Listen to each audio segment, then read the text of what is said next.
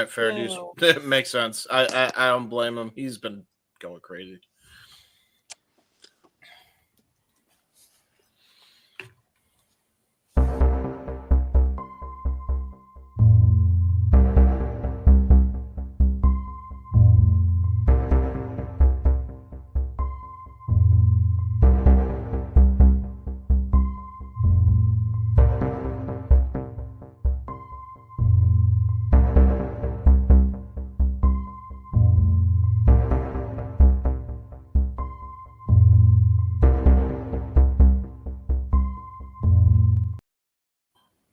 What is going on, everybody, and welcome to the first ever Simply Reliable Studios Simple Summary here after a live event. I am the Renegade of Wrestling, JJ Williams, your host and moderator. Traditionally, this is just a couple minute segment that we do at the end of a watch along, but with as momentous as tonight's Raw was, we decided to go ahead and do a full-on panel. Anybody that wanted to join, Mr. Reliable Walter Cruz is here. Ryan is here, as is DJ, both of whom made their debut on Saturday Shenanigans this past week.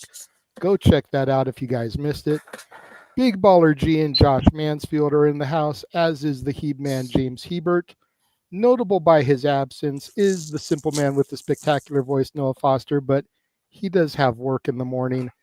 It is late for the simple man, and if we're being real, we have no idea how long we're gonna go. So let's let the man get his rest ahead of New Year's Evil, which got even bigger than it already was this evening when they announced that there would be a special guest at the shrine for New Year's Evil, as the most electrifying man in all of entertainment will be there as well. But we'll get to that in a little bit. Gentlemen, what is going on? How is everybody doing this evening? And before we start breaking this show down bit by bit, I just kind of want to go around the horn, especially to the people that just kind of joined the festivities. Walter, you've been on the ride with me the whole show, but Ryan, DJ, G, James, Josh, like just an overall couple of words really quickly. What did you guys think of tonight's show? We'll start with Ryan. Tonight's show was electric, but it did have its long pauses. We had like 3 big matches, maybe 4, may have miscounted, but there's a lot of segments in between, and I wasn't really excited about that. They took things off of this Raw that was supposed to be here that wasn't here and moved them for next week, which might have been a timing delay, but we also heard that timing wasn't supposed to be an issue for these Netflix streams. So that's my thoughts on it. Otherwise, overall, great night for wrestling. Fair enough. DJ? If I had one word to describe it, it'd be euphoric. It was such a different show from what you're normally used to seeing from WWE television. Yep. I liked a lot of the small production changes they made. It looked great. It didn't look like just a wrestling show. It looked like a spectacle event you only see once in a lifetime. I agree with Ryan where there was a lot of stuff taken off of the show due to timing, but I think that was just due to WWE emphasizing their big stars like Cody, Rock, Jay, all the big names to get new or old eyeballs who stopped watching in the past back on the TV. So I thought they did a really good job at doing that. Fair enough. Thank you. Big G? Like I said on your stream at the beginning, I was like a kid in a candy store, just excited. Like I couldn't remember the last time I was excited for a Monday Night Raw. I thought from start to finish, besides that one segment that we'll get to, I thought it was great. You know, you had the 4 big matches that they advertised last week. I understood why they didn't put Penta on this show yet, and in the women's IC title, so they wouldn't get lost in the shuffle on this big night in LA. You had all the stars out there. It was tremendous from start to finish, in my opinion. Anybody else? Yeah, I thought it was a great show. I thought it delivered on all fronts. I thought they did a very good job at building to the future as well. I think they promoted their next week's show very well. Their 27th Raw, they're making a big deal just by saying a date, having Roman Reigns say a date. That's how much aura that guy has. So he just provided that. So that's going to be huge, in my opinion. I'm looking forward to those shows. And yeah, they actually made me want to potentially tune in next week. And I think if you are a weekly wrestling show, the goal is to, okay, this is great this week, but what are you doing to get me to tune in next week? I thought they did a bang up job by giving us a show that was great in the moment and advertising for the future. So, few gorilla thumbs up for me. Josh? This show, well, for us hardcore fans, I think just looking at it as just us may have felt a little slighted at points. I really think that this was meant to get the casual viewers back in and invested while also giving us treats and rewarding us for tuning in for as long as we have. And I get that it was rumored that this was supposed to be 3.5 hours. They're probably factoring in Rock going longer, which is fair because it's The Rock. But you had those moments. You had The Rock. You had The Undertaker. Now, and I want to get to him in his spot later. And you had Brother. But then for the casuals. But then for us, the hardcore fans, you had Roman in his first match on TV since 2002. You had Punk's first match on TV since 2011, which is why that main evented, by the way. So, rewarding the hardcore, faithful viewing audience while getting the newer crowd, or the crowd that's been away for a while, back in. And we already know what's coming, so we're already invested in the Intercontinental title finals, in all the other matches, in Penta, etc. And now, the promos that they did, and Michael Cole on commentary was amazing. Just getting the casual viewers back in, just bravo all around. Yes. Yes. Fair enough. Fair enough. I noticed you and a couple other people mentioned Penta. Specifically, Penta's kind of come up here in the chat a couple of times as well. I did feel maybe just a little bit, I don't know if the word is slighted, but weird that they didn't go with the Penta debut here. In some senses, I guess it makes sense because it was already a loaded card, but you figure Lucha Underground was out here. He was supposed to team with Rey Mysterio from San Diego, California. Lucha Brothers had their store, Republic of Lucha, in Pasadena, California. Yeah. There was a lot of, juju and stuff to have him make that debut here and for them not to go ahead with it for whatever the reason is. I think that might have hurt them in the long haul, because even though people will be excited next week when he debuts to take on Chad Gable as the mysterious luchador, I think there's all the roots for him here in LA to have pulled that trigger. Yeah. I mean, they'll be in San Jose next week, so it's still California. Not the same. Yeah, I know. But if I may rebut, Okay. thing is, this is, as what we were saying, this will have the biggest casual fan audience of any Raw on Netflix, period. Do you really want to bring someone out that that 99% of those casuals will have no clue who he is for him to just get like from people online and people not care about him next week when the match happens, or not care about him next week, or do you want to bring him in and give that to the casuals, give that little hint and taste of special surprise luchador next week? Hey, you should tune in. I think that's the point. And that's why I think they also held back on pretty much every return people were guessing at was going to happen. With the exception of The Rock, yeah. Except for The Rock and, unfortunately, Brother. Yeah. Before someone else speaks on that, popping in now is Jeff Meacham. Hell yeah. Hey! Who, of course, was there live, asshole Lucky that he Father is. Mucker. Now, hey, you know what though?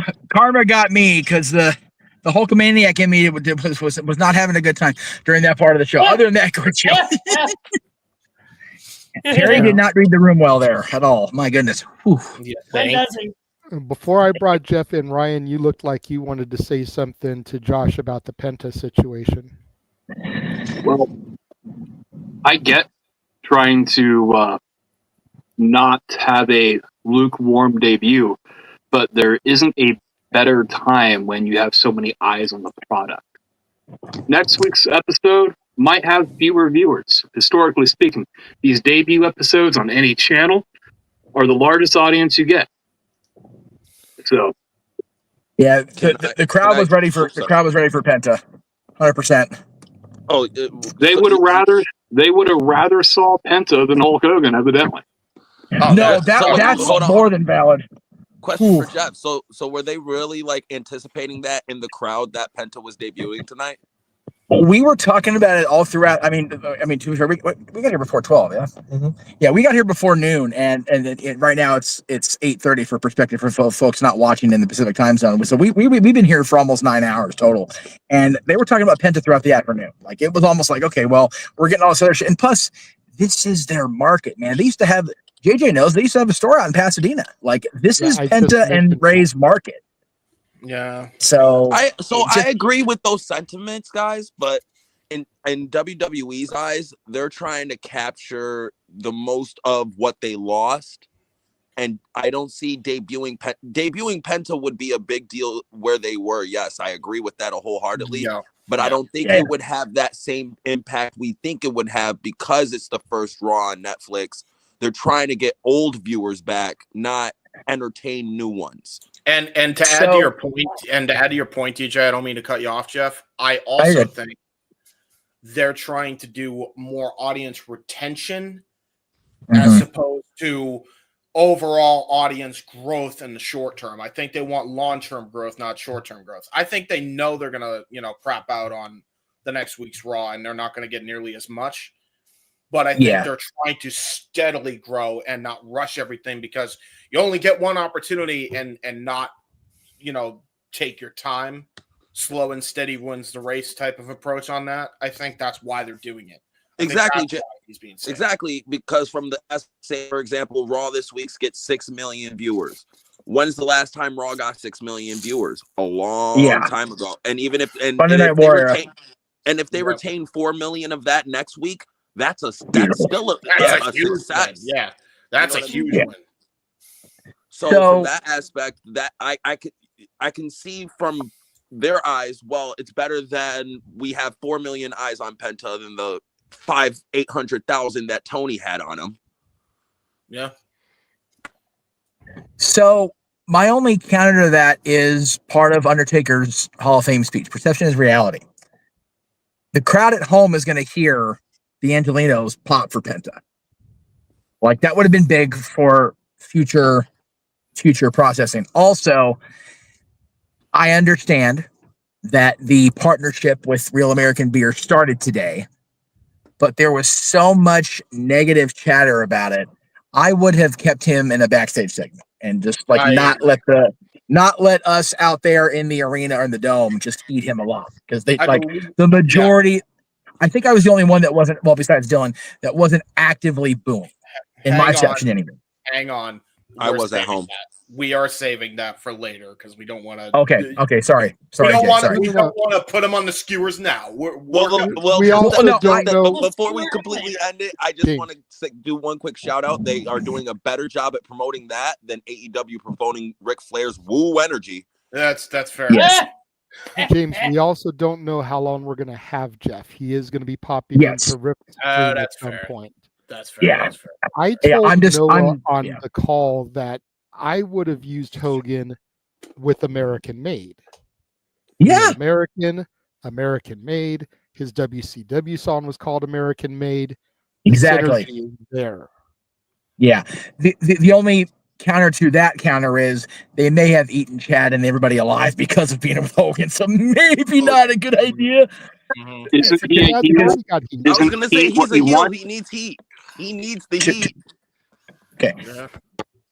I'm noticing a lot of people talking over people as I'm popping in. So let's try to make sure we let the moderator moderate. JJ, sorry. Hell.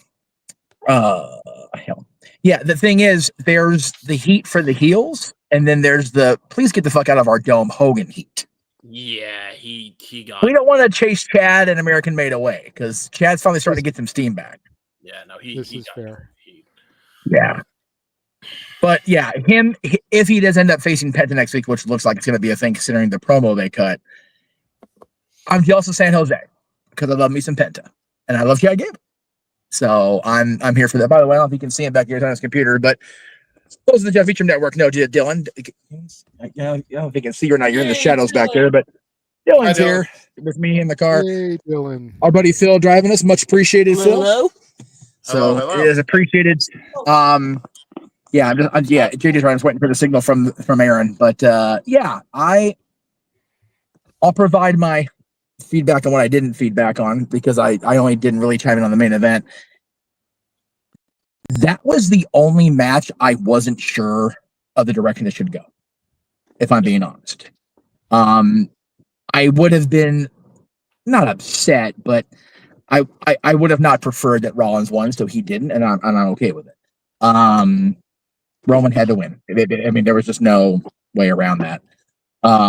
Rhea winning was super cool, especially since it is my niece's, JJ's daughter's birthday. So mommy got her title back on a very important day. Just a really good experience.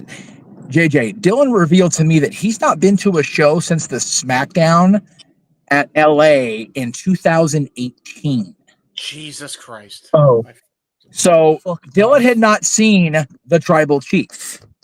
Dylan had not seen anybody that's debuted after. No, I'm sorry, 2007. Yeah, we got one lane going each direction there. Fuckhead, figure it out. Hi, road rage. I'm back. Right. I'm in LA. Fuck it, whatever. Traffic. I'm in LA. He cut a pipe bomb on traffic. Yeah. The windows are up, so they couldn't have heard me. But Lord, I'm not about. I'm in Inglewood still. I ain't about to show my white. I'm good. Yeah, no. I'm good. Like, nope, not today, Satan. I remember. Yeah, I forget. Dylan, was that 2017 or 2016? One of the two. Yeah. Okay. Yeah. I know 2018 was the show I saw in Ontario. He's only gonna get it. He's being a complete asshole. Yeah. Like, he's just determined to get himself in a wreck in a 2-lane situation. He is a fuckhead. Anyway, fucking sperm burp. No wonder you're in an accident. Anyway, sorry. Damn it, Jeff. Jesus. Wow. I don't care. Wow. We're 18 minutes. We're 19 minutes in. I don't care. We have guests When on I'm the panel, nice bro. one in the room. Right? What happened? I said when I become the nice one in the room. Yeah. Yes. When DJ is the most even keeled, it's a long stream, kids. They're already getting the gimmick for you, DJ. There you go. Yeah, that's fair. That's fair. I'll always clip that when I'm on. Come on, Safet, you know better. James, that's But- you, yeah. buddy. Hey, But let me yeah, get the first highlight reel done first, and then we'll talk about clipping. Yeah, I was say we need a 224 highlight reel first, there, Mansfield. Keep up with the gimmicks. Yeah, but Dylan hadn't been to a show since prior to pandemic, so this was really cool to have his first experience back be this Raw. And I checked with a few people around me. I think CM Punk's last Los Angeles actual match, because he didn't wrestle when he was here for Dynamite because of the injury, and then he stage dived, which made it worse. Genius.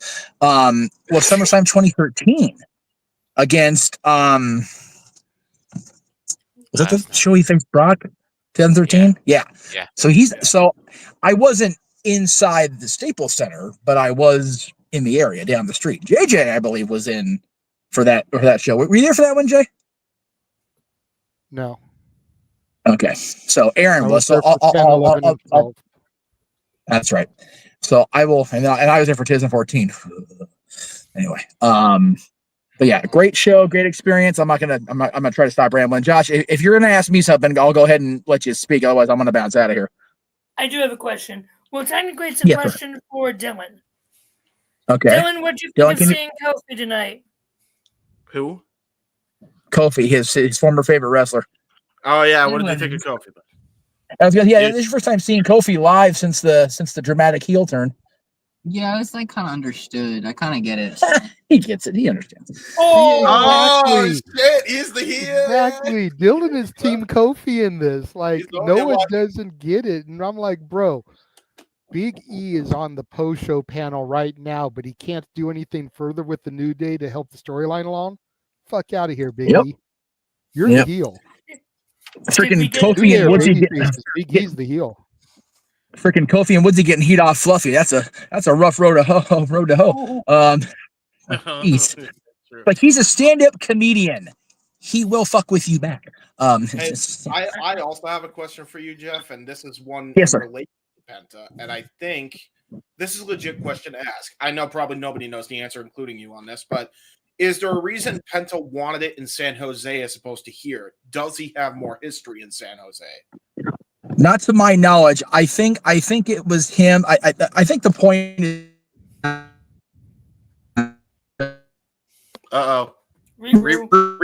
Re-row. He's going in a tunnel.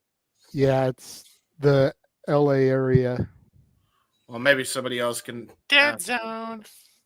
Yeah, he got cut off. I assume. Well, he at least answered my question before then, so things not.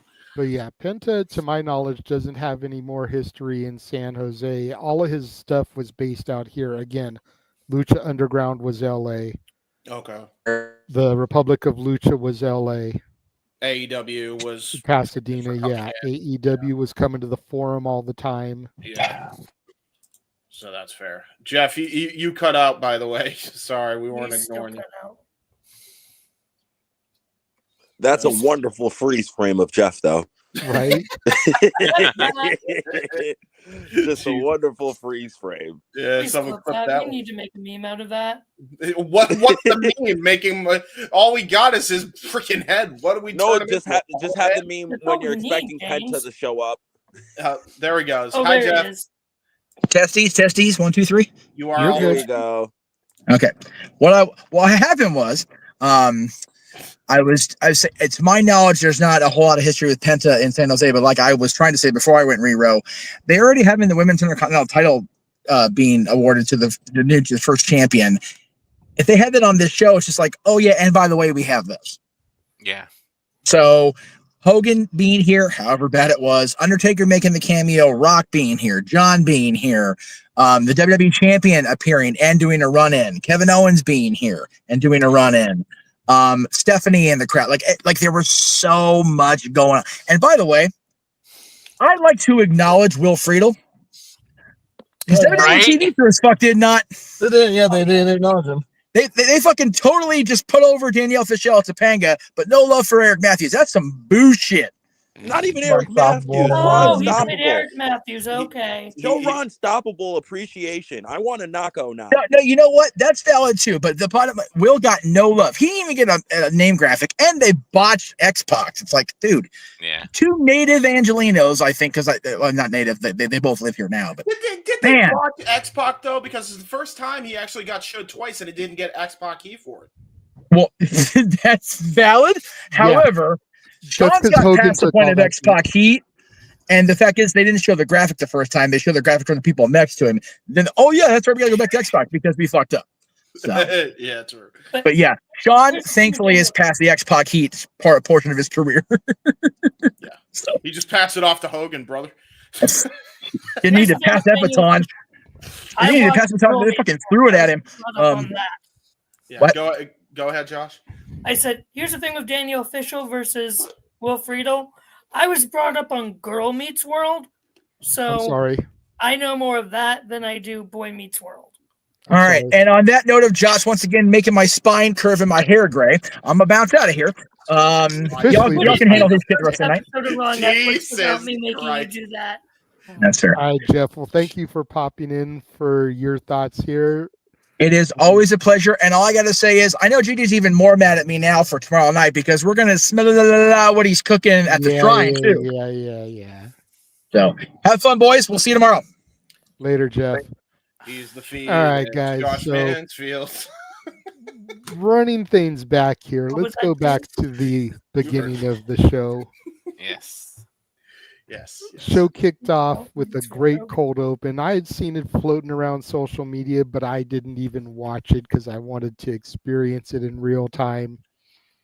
Triple H knocked that out of the park, I think. He did it live, by the way, I think. No, that was already on the video. Was it? Yeah, they I just thought he came did it out of the live. video. The explosion dropped the curtain, and there he was in the rain. I was gonna say he might. That would have been amazing if he did that live. Yeah, if he did that live, then he needs to be in more movies. But Yeah, that's no, what I'm he didn't saying. do that live. He needs to do more narration work. He might have found a new career. But there was a lot of talk online this morning about, do you start the show with Triple H? Do you start the show with The Rock? And I think the way they did it was a good balance of both. I'm curious everybody else's thoughts here because this is Triple H's era. I feel like he deserved to kind of welcome it in. But then for the very next person you see to be the final boss. And he wasn't even final boss. It wasn't The Rock that came out there. It was Dwayne Johnson, Yeah, if we're being honest, because The Rock wouldn't have given Cody that love. The Rock wouldn't have given Cody that embrace. The Rock wouldn't have put over Roman Reigns. But Dwayne Johnson, the guy who sits on the board of TKO, that is something Dwayne would do. Go ahead, Exactly. Josh. Flat out, that was a great way to go from a cold open to Triple H in the ring, which people are like, oh, Triple H has to steal the spotlight. He's the guy in charge of the damn company of WWE at this point, besides Nick Khan. So, yes, he's the face of creative and everything. So, yes, he should be out there. Great way to do it. He was not there long. Then you had Rock come in, and if people weren't paying attention at all to what Rock even did in that segment, yeah, he's not going to be at Mania if he's going over and giving Cody Rhodes a hug. You're right. Don't tell Virtue that.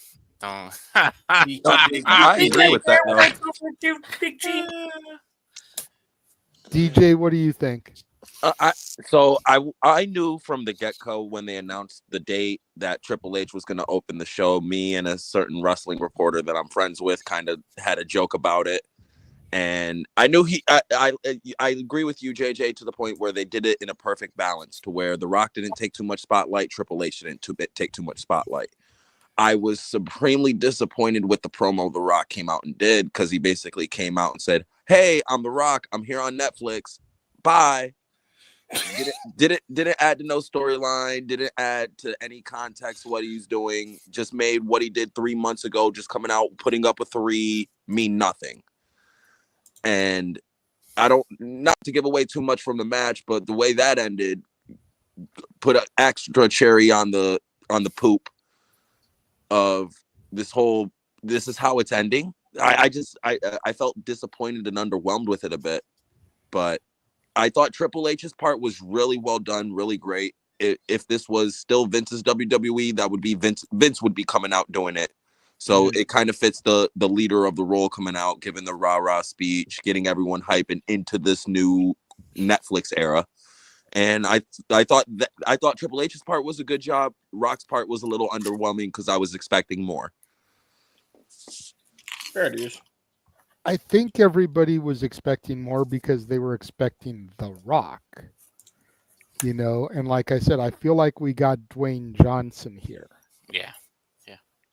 I have a feeling that when he appears next, whenever that is, whether it's, and I'm not counting New Year's Evil because I'm sure that's going to be Dwayne Johnson supporting his daughter, but whenever he appears next, whether it's next week on Raw or the Rumble or Saturday night's main event, I think that's when we'll get The Rock back. But with this being such a huge moment for WWE, Netflix, TKO, I think he needed to wear his Dwayne Johnson hat tonight. Yeah. And it's kind of hard trying to find that balance. There's so many people that said that, they didn't know where Terry Bollea ended and Hulk Hogan began. And I think Dwayne is trying to find that middle as to where Dwayne ends and The Rock begins. And I think we kind of found that tonight. At least that's my thoughts, DJ. I don't know if you have a rebuttal to that or.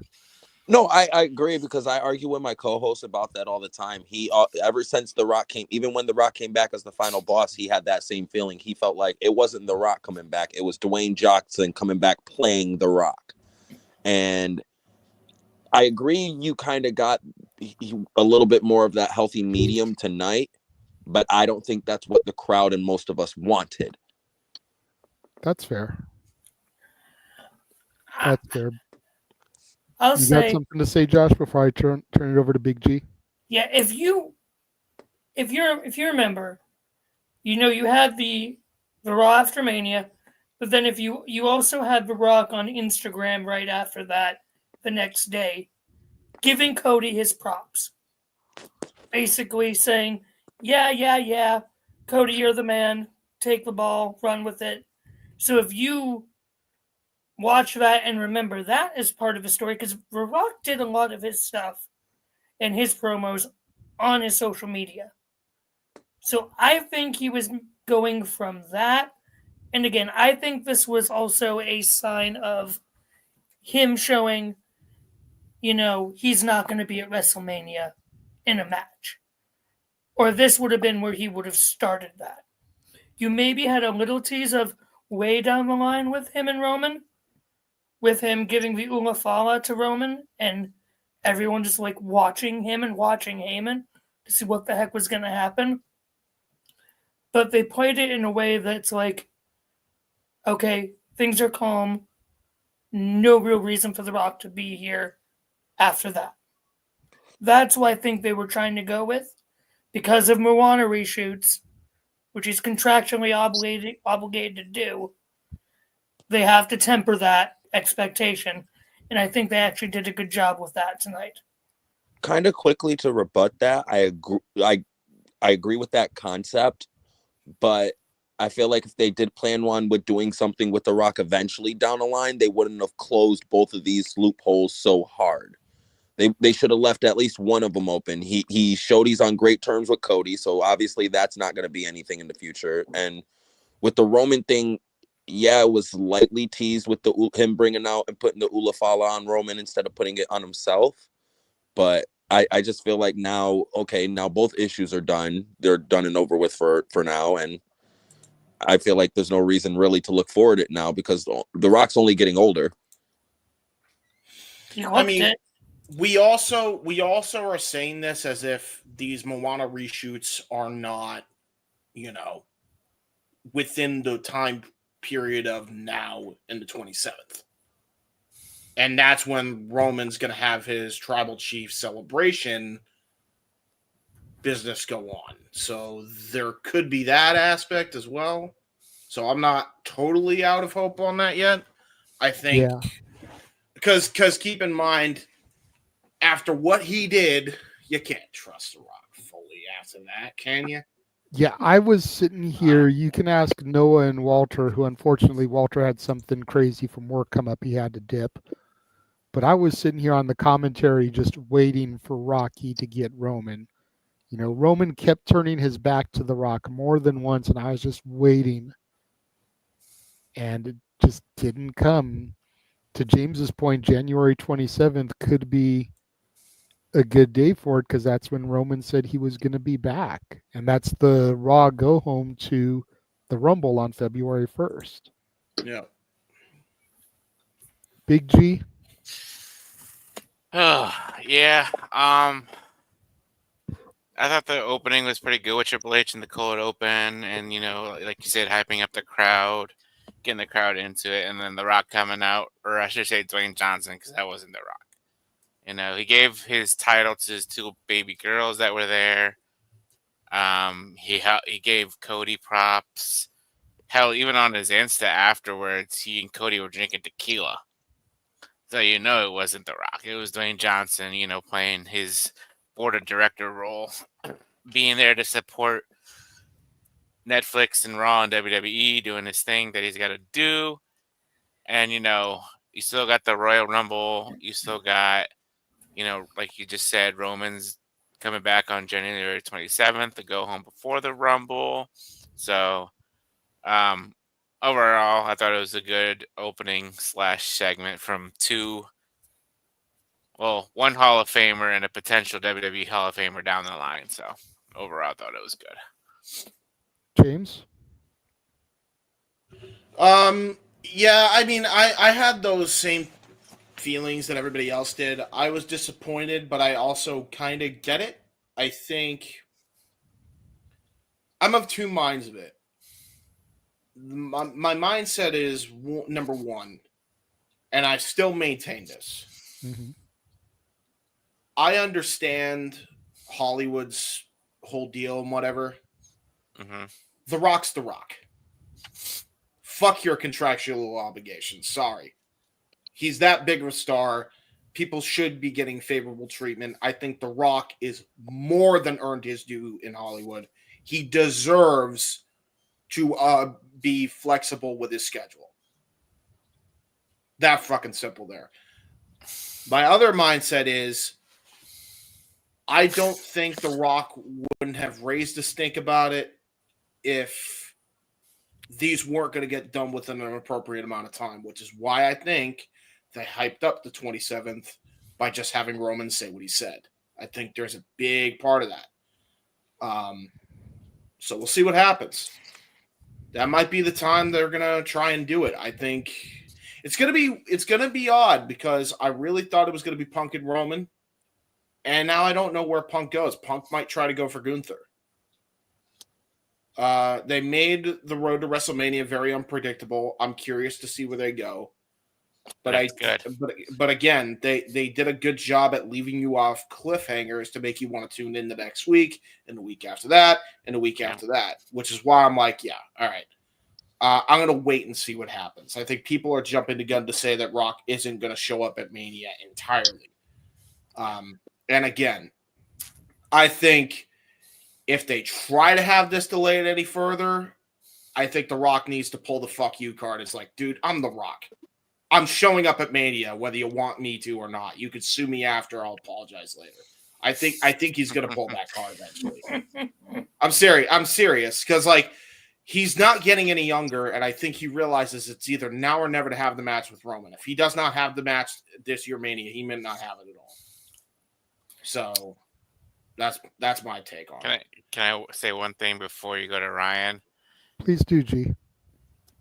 I'm so happy that they didn't censor the "fuck you" Solo and "holy shit" chants. It was so nice to actually hear it. Yes.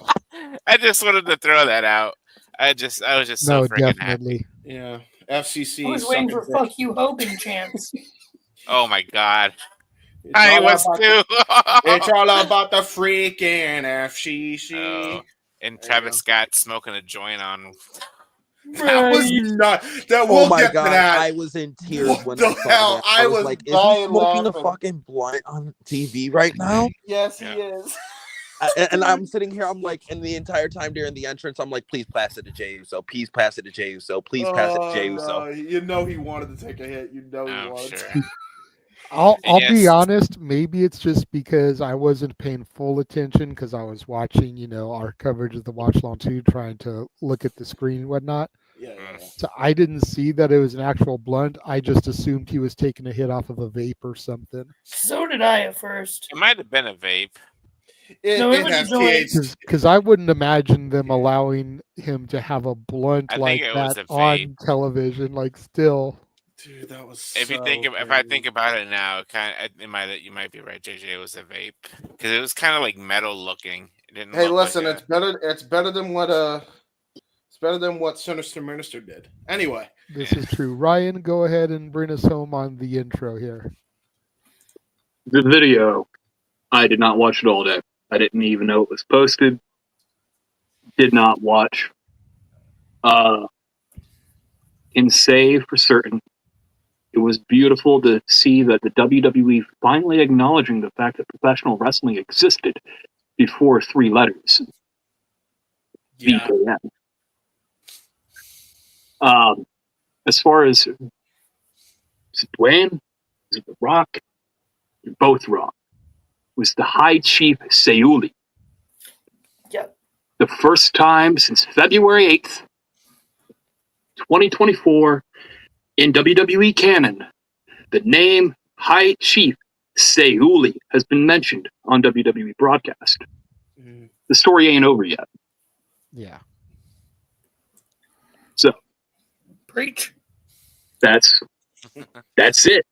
Like, we are just beginning the road to WrestleMania.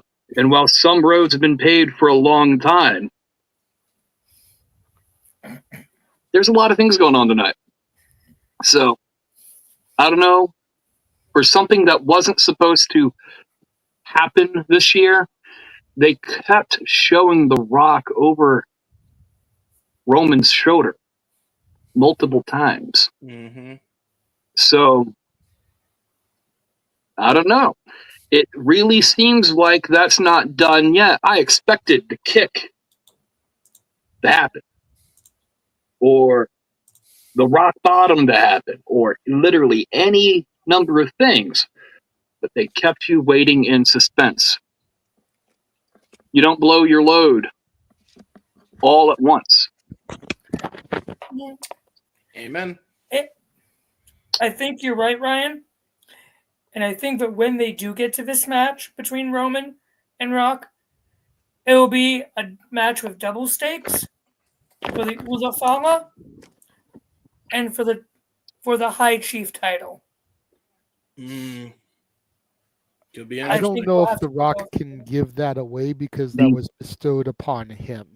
JJ, Yeah. you know what he he can't give apologized. away Loses though? who bestows it on Roman. JJ, you know what he can't give away though? What? That belt, the Muhammad Ali's wife gave Yeah, to yeah, him. yeah. I was. You read my mind. Jay. I was just about to say. It Give that away. doesn't matter Brought what out The with Rock them. can give away. Yeah. I was waiting for someone to say I got that. the joke. That's funny. It's the first time in canon that the name High Chief Sayuli has been mentioned. And if it wasn't going to continue the feud, they would not have mentioned it. That's a fair point. That's a fair point. And So, that's part This- of why I think they didn't go further tonight was because they were trying to plant that seed. Yep. The Rock versus Roman has been the match for 4 years. Scheduling conflicts arise. Now, he is a superstar. He is a movie star. He is the highest paid Hollywood movie star. There's a lot of money behind The Rock's brand. They'll get to the match when they want to, when they damn well feel like it. And beyond that, like, there was a brief period in the show where the audio cut, and I don't know what was said. But they didn't edit. Fuck you, Solo. Yes. It's a good night. It was great. Indeed. That's my thoughts on The Rock, Dwayne, and Sayuli. Fair enough. So we went from that into tribal combat to start things off, and that was a hell of a match to kick things off, I think. I thought it was cool the way they had Roman start the show.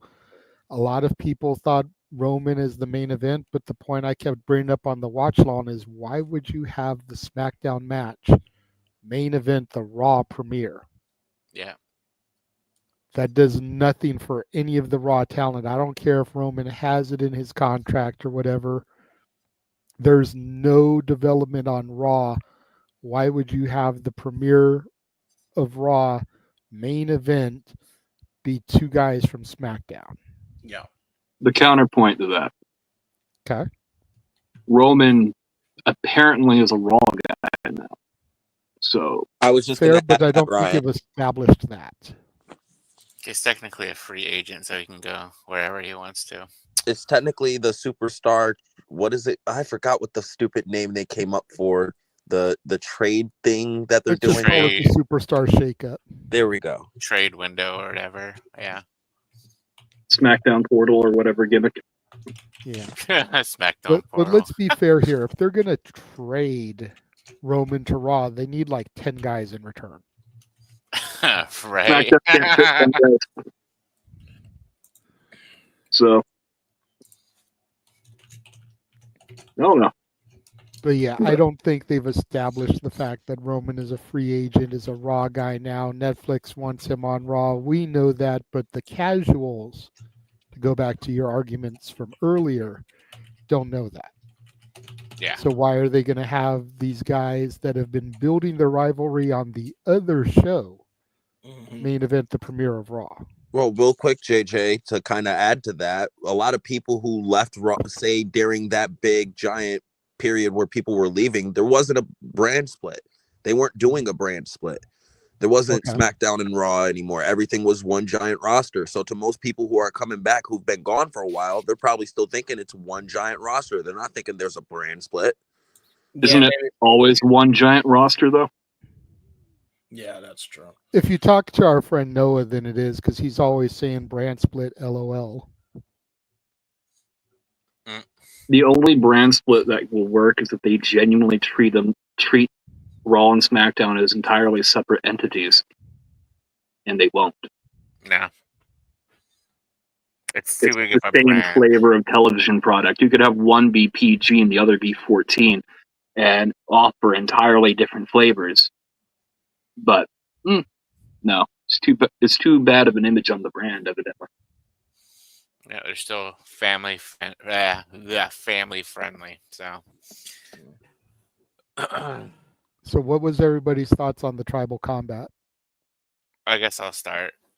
Overall, I thought it was pretty good. You know, your typical no DQ match, no holds barred, just a different name, tribal combat. You know, I figured Tamatanga and Jacob would interfere, and then Sammy and Jimmy would interfere and do their thing. I wasn't expecting KO or Cody to show up in that match whatsoever, but I guess technically KO still has beef with Roman. Yep. So, you know, and then Cody has beef with KO, so that panned that out. That played out. And yeah, Roman Reigns winning was the right choice. You know, Solo's come a long way since NXT. You know, he's grown a lot, but he's just not there. You know, and I'm sure we're gonna get some kind of. I thought like the War Games match was the big blow off, but I feel like there's still some coming with Solo being in the storyline with the Bloodline and Roman and Solo. So, but good match overall to open up Monday Night Raw. You know, get the casuals their eyes on Roman Reigns, and we'll see what happens on January 27th when the OTC comes back. You know, and it looks like he'll be the cover of 2K 2025 come next year as well. So, good on Roman. And those one more thing. Those Nikes that he was wearing were fucking sick as hell. You stole my thought, G. I was gonna say that first. Go ahead, DJ, because I saw your comment in the private chat. So go ahead and. So I thought this was a really good opening match to start the new era. I think one thing I came out of this match is a lot of people need to start talking about how good Roman Reigns is at being a babyface. At selling as a babyface, as doing all the little babyface things as you should. It's like with him watching a bigger, more beautiful version of Ricky Morton in his prime in terms of selling as a babyface. He gets all the little things, and I love watching Roman work as a babyface. He helped get Solo over as a dominant badass. It took a lot for them to. They literally just beat the hell out of each other. I thought it was a normal Roman match minus the usual ref bump, but I thought this was a great match. I didn't see Roman losing this because this is his first match on Raw since 2019, 2018. Yeah. It's his first singles match since Cody. There was no way he was going to lose here. I was more interested in seeing how Solo would look in the loss, and Solo still looks pretty strong to me. I think the new path for Solo for now is probably mid-card championship, United States title or something. Get a run with that, and then maybe start a him and Jacob feud over that. That would be interesting, actually. I hate you so. That would be awesome. Jacob Fatu and Solo would tear the roof off the joint, actually. And it would also add like the necessary like heat mix up to the mid-card picture that the mid-card definitely needs right now, especially on SmackDown. Like if you have names like LA Knight, Jacob Fatu, Solo, and all them in that picture, that adds a lot of name power to what LA Knight was lacking beforehand in terms of not having enough heels to work with while being that top mid-card babyface. Yeah. And by the way, now you know why I want a DJ on our shows going forward, because I would have never made that comparison to Ricky Morton, and it makes total sense. I watch a lot of old school wrestling. Like in my spare time, I'll sit here and watch Mid-South or some of the old Crockett tapes, just, because I like watching old school wrestling because a lot of the old school shit does still apply to modern wrestling. I agree. It's just a lot of modern wrestlers don't want to use the old school shit because they think it's out of touch. No, if it worked for 60, 70 years before that.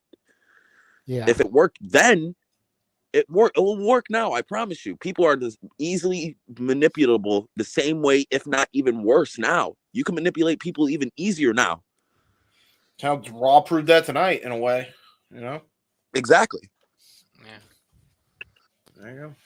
Before I pass it on, DJ, is there anything else that you wanted to say? Because I saw again that your battery was about to die out. Yeah. So the only other thing I wanted to try to get out before my thing died was I was really the live match. I believe over delivered. I think it was a really good match, and it ended perfectly the way it needed to. And everybody's now interested in what's next for Rhea.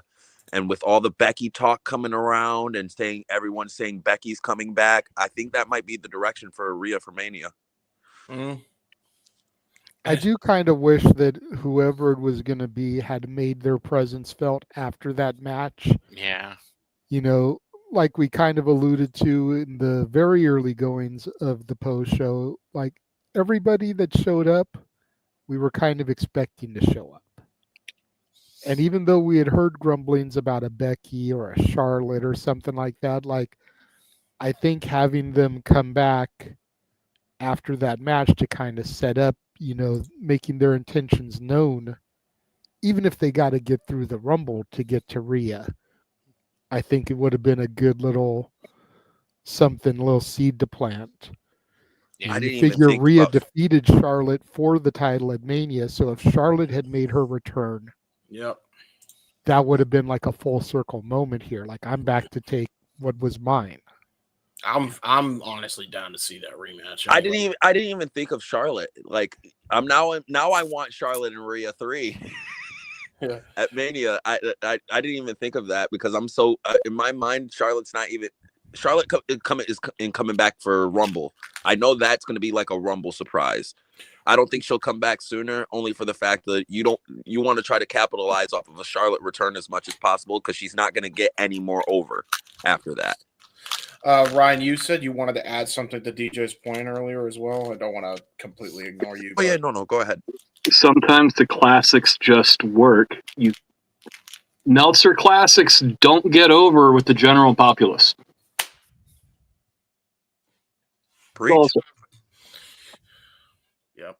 So Also, real quick, DJ, you gotta be the one to fucking talk bad about Hogan. I mean, we can't let you leave without Oh yeah. saying Oh, something bad about listen. I what had he a did tonight. LA gave me a hard on when I heard those boos. Okay, I was so happy. I wanted to be. I literally almost packed up my shit tonight to move to LA because I felt like I'm not needed here anymore. I'm needed in LA. Those are my people. Okay, those are my people. Nothing gave me more gratification. I listen. I enjoyed seeing Jimmy Hart. Jimmy Hart popped me. I was like, hey, look, it's Jimmy. And then this was the best part of the whole segment. The pop for Hogan when they heard this music, I'm like, oh damn, everyone's cheering for Hogan. Here comes this motherfucker. Then as soon as they turn off the music, you hear the cacophony, the epiphany, the symphony of boos, and you just see a Grinch-like smile go on my face. I just look like Jim Carrey in 2000, just smiling at my fiance slash girlfriend, and she's just looking at me. She's like, "Why are you so happy?" I'm like, "They're booing a racist out the building." Amen to that one. Amen to that one, as they should. And I'll leave it on that. I hope you guys have a good night. Enjoy this wrestling talk. I hope you guys enjoy NXT New Year's Evil tomorrow. I hope Obafemi finally gets crowned, and also come and check out Rock and Ropes this week. It's going to be an interesting week. Yes. Yes. When are you going to be live again? We do them Fridays and Sundays. Sundays usually our big episode. Fridays is just, talking to everyone, talking about the week in wrestling, catching up on stuff we missed, stuff like that. It's usually a fun time and great conversation. Real quick before you leave, also just wanted to let you know, DJ, before I forget to tell you, Phil Marks is doing his spaces on his Twitter. Just figured I'd let you know. So okay, when? I think right after NXT, so we might want to pop in there. Okay, yeah, no, I'll definitely pop in. All right, cool beans. I will do my best to pop in either Friday or Sunday, DJ, and you are definitely welcome on Saturday back to the shenanigans once again. Oh, I'll definitely be there. I'll be baby free and girlfriend free, so I'll definitely. Hopefully, your phone will be charged, and my phone will definitely be charged. Get yourself a long ass phone charger, my guy. We all go long on these. I hope all you guys have a good night. All right, you too, man. Take it easy. And then there were 4. Yes. There you go. Go ahead, Ryan. What are your thoughts about Tribal Combat? I dislike the fact that WWE still doesn't acknowledge their own rules for the match. Yeah, I do. I agree. It was in canon, continuity stated many moons ago in the first Tribal Combat match that you would automatically lose if someone interfered on your behalf. Now, this wasn't mentioned this time, but that is a gripe nonetheless. The match itself, slow, methodical. Solo got heat. But I'm glad to see this chapter come to a close. It was getting old really fast, seeing Solo in a position he's not ready for. I said it. Be featured like this. He's not ready for the main event. He's not a finished product yet. He needed time. They took him out of NXT too soon. Right? Without the Ulafala around his neck, and soon to be without his Timu bloodline, with the exception of Jacob Fatu. Because I'm getting ahead of myself on that one. Obviously, there are ramifications for losing. The same thing that he said after WrestleMania last year. The turn's coming. But the match itself, I liked overall, though. It was very violent in some aspects and very status quo at the same time. We got the really nice, good look at the new announce table. Right. I don't see how anyone's ever going to go through this thing. I'm sure it has something that breaks away underneath.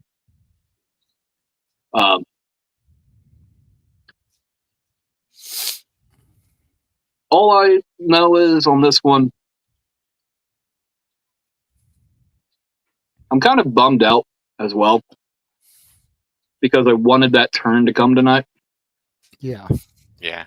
But I know they still have something in the tank there because it's the subtle Yep. it's the subtle things. You know, they're Easter eggs scattered throughout. And if you can find them, you can figure out where the storyline's going, right? Yep. But it's going to be a rough year for Solo without Roman to hold him up. So, You know, I'm slowly starting to wonder, and I think I said this when Undertaker was getting close to his last ride. But I'm starting to wonder if The Rock's last hurrah is going to be Survivor Series next year. 30 years to the event after he debuted. Yeah. Because he debuted at Survivor Series 96. Yep. So for his final hurrah to be Survivor Series 2026, you know, this is WWE, merchandising, 30 years of The Rock. Yep. the thing I don't like about the word retirement is that no one's ever really retired. And The Rock is getting up there in age. But Sting proved that you can go at 60, 64. There are, especially keep yourself healthy. The Rock's the fittest, most healthy guy we know, right? As far as WWE Legends is concerned, look at any other WWE legend, The Rock's age, and look at The Rock. So, I don't know. I don't know if it's going to be a retirement at Survivor Series next year. It would be a really cool. You know, they're going to do it anyways, but I just don't know about retirement. I feel like The Rock has a few more years in the tank. Especially if he's only working one match every couple of years or so, or every couple, 1 to 2 matches every couple of years. I think there's some mileage we can get out of it. But I think after we get Rock and Roman, I don't think there's anything anyone really wants to see. Yeah. You know, we want Rock and Cody, we want Rock and Roman. Once we get those 2 matches, then what? That's it. There's nothing we need. Hunter can't wrestle anymore. Yeah. So it's like, if we get, hypothetically speaking, if we get Rock Roman this year at Mania, and then we get Rock Cody next year at Mania, what do we need come the Mania after that? Yeah. It's a good question.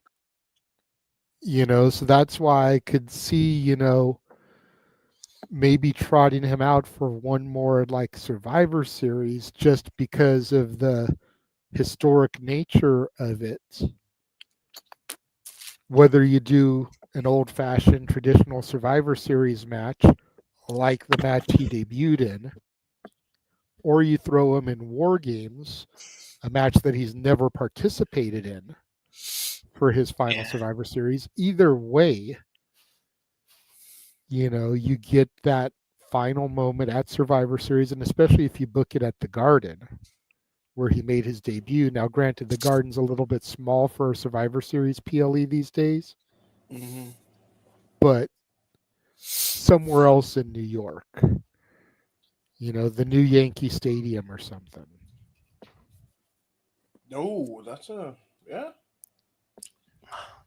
Nice venue. That would be a great venue. I don't has WWE ever run Yankee Stadium ever? I don't think so. That would be a first. Maybe back in the days. Dude, I would love to see that in the Yankee Stadium. Although, you know, being the Bostonian, I mean, come to fucking Fenway. God damn it. Hey, but the Bostonian in you, I'm sure, would like to go to the Garden on March 10th. Well, if I wasn't broke as shit, listen. As for aesthetic reasons, I would still be happy if they came to Fenway. It's specifically. TD But Garden, isn't they've Fenway always more run down?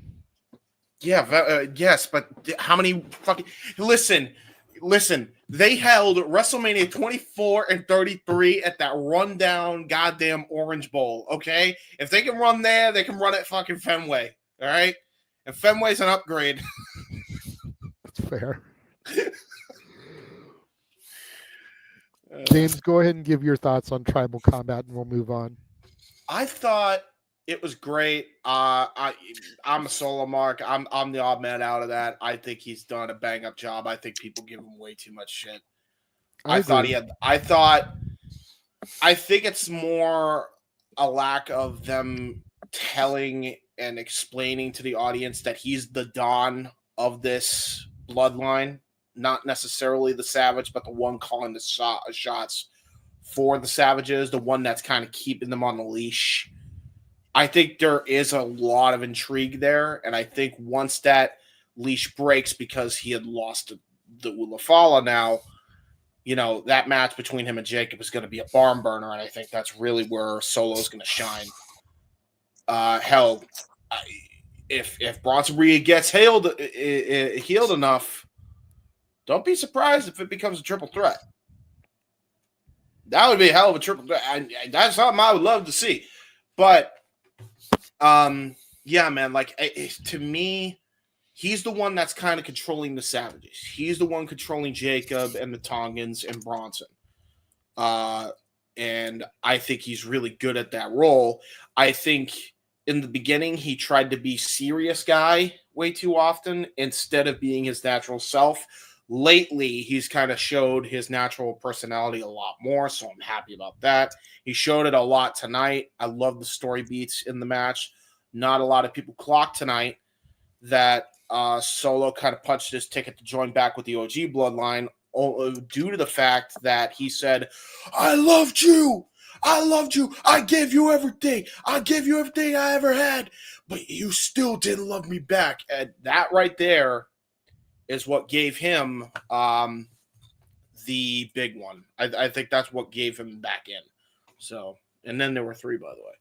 So, yeah, I think they did a great job. I thought the match was good for what it was. I thought the run-ins were perfect because I was not expecting Kevin Owens and Cody to come in. I was expecting the Bloodline to have some interference. And overall, I think it was perfect. I think the Bloodline War Games led perfectly into the finish here, and Solo's plan completely backfired. It was great. So, no complaints. I thought they ended that part of the story with the Bloodline beautifully. From there, we got John Cena, the first stop on his retirement tour.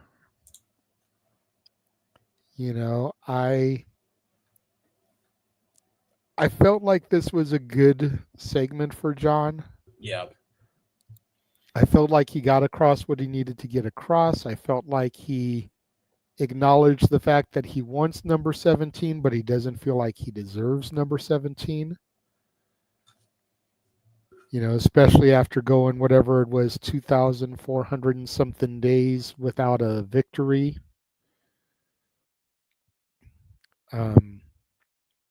But then reminding fans that there's money in the bank, there's the Elimination Chamber, there's the Rumble where he can get those opportunities. And I posed this to Noah because I knew he wasn't going to be here. What if number 17 doesn't come from a WWE championship? But what if number 17 is him capturing the TNA championship with this partnership they've been having? I don't like it. Yeah, I gotta be honest with you, Chief. I can't see it. I don't mind it. It would be cool for TNA to do that. But my issue with that is it's not as prestigious as it once was. That would Go ahead. Go ahead, Brian. That would require WWE to finally start acknowledging outside professional wrestling world titles, and with the exception of the IWGP World Heavyweight Championship, They haven't really. Eh, Now, NWA Mickey James has came out and Jordan Grace has came out with TNA Women's Championships.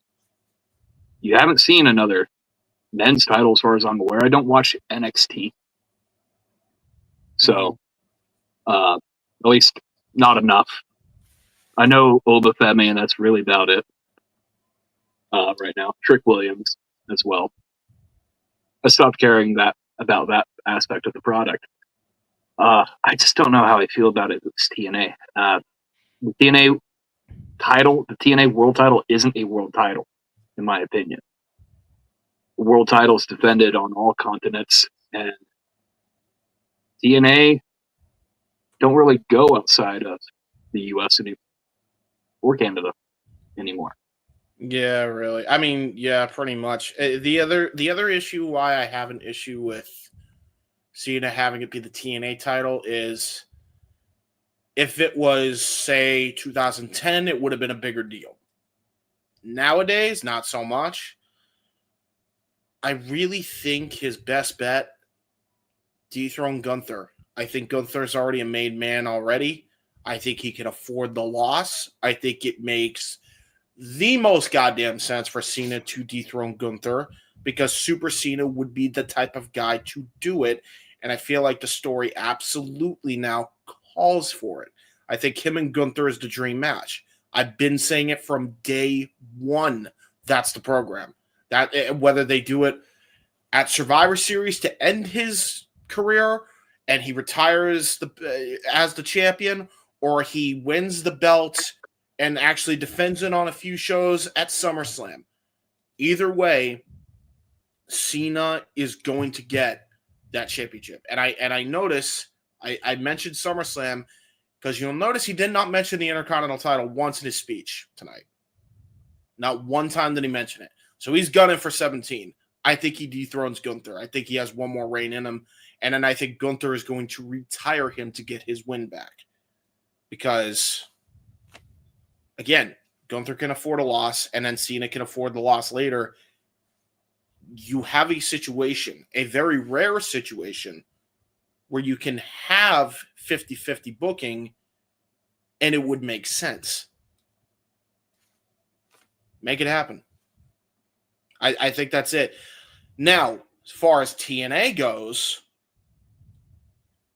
if you really wanted to do it, the only way I would say give John Cena the TNA World title is have title for title. John Cena gets both championships against AJ Styles. That's the only way I see it happening. Styles has to win the belt in order for it to happen. Otherwise, I just don't see him winning the TNA title ever. There's just no way that's happening. It was just a random thought I had because of the partnership and It was a everything fun that's question. been going on. I don't want him to dethrone Gunther. I feel if he does it, he beats Cody. And that's what sends Cody full Homelander. Oh, yeah, okay. That's fair enough. My only issue with that is I think Cody has enough of a reason to go full Homelander that Cena being the reason, I feel like that kind of cheapens it. I don't think he needs it. He may, but it would be the proverbial straw to break the camel's back. Sure, but unless he beats Cody Rhodes for the WWE Championship, there's no storyline connection. He helped him win the WWE Championship. Of course, that kind of marries them together to a certain degree. I just don't think Cody Rhodes should be involved in Cena's retirement tour unless it's the final match. So, yeah. That's a good way to get it. Like if he takes the world title from Gunther, right, and carries the world heavyweight title, because we are expecting 30, 45 dates in that ballpark. That's enough to give us not only a retirement tour, but a tour with the last year of Super Cena, the last year of John Cena, period. And if this is truly his last year, that's the only way you really fire it off. Give us the full year. Give us the full package. There's a generation of kids who haven't watched John Cena wrestle. realistically speaking. There's also a generation of kids that are still watching that got tired of Super Cena. Like Emmanuel in the chat here, who took the John Cena segment for him to go and eat his dinner and not even pay attention. Hey, it's a him problem. It's a him problem. Yeah, Sorry. You know, did you hear Cena that? being crowd on top? tonight? That's a him problem. Cena being on top for as long as he was is part of why I stopped watching for almost a decade. I get it. He's got 36 dates, supposedly 35 after tonight. There's 52 weeks in a year. That's 16 weeks where he doesn't do something. But on average, we can get him on one show per week with only a couple of months with no appearance. Yeah. So I get where you're coming from about the full-blown Super Cena run. But at the same time, I don't want him to get 17 unless it's in his final match. I don't like the idea of the World Heavyweight title being... because it would be the World Heavyweight title more than likely. I don't like the idea of the title changing hands and then immediately being vacated.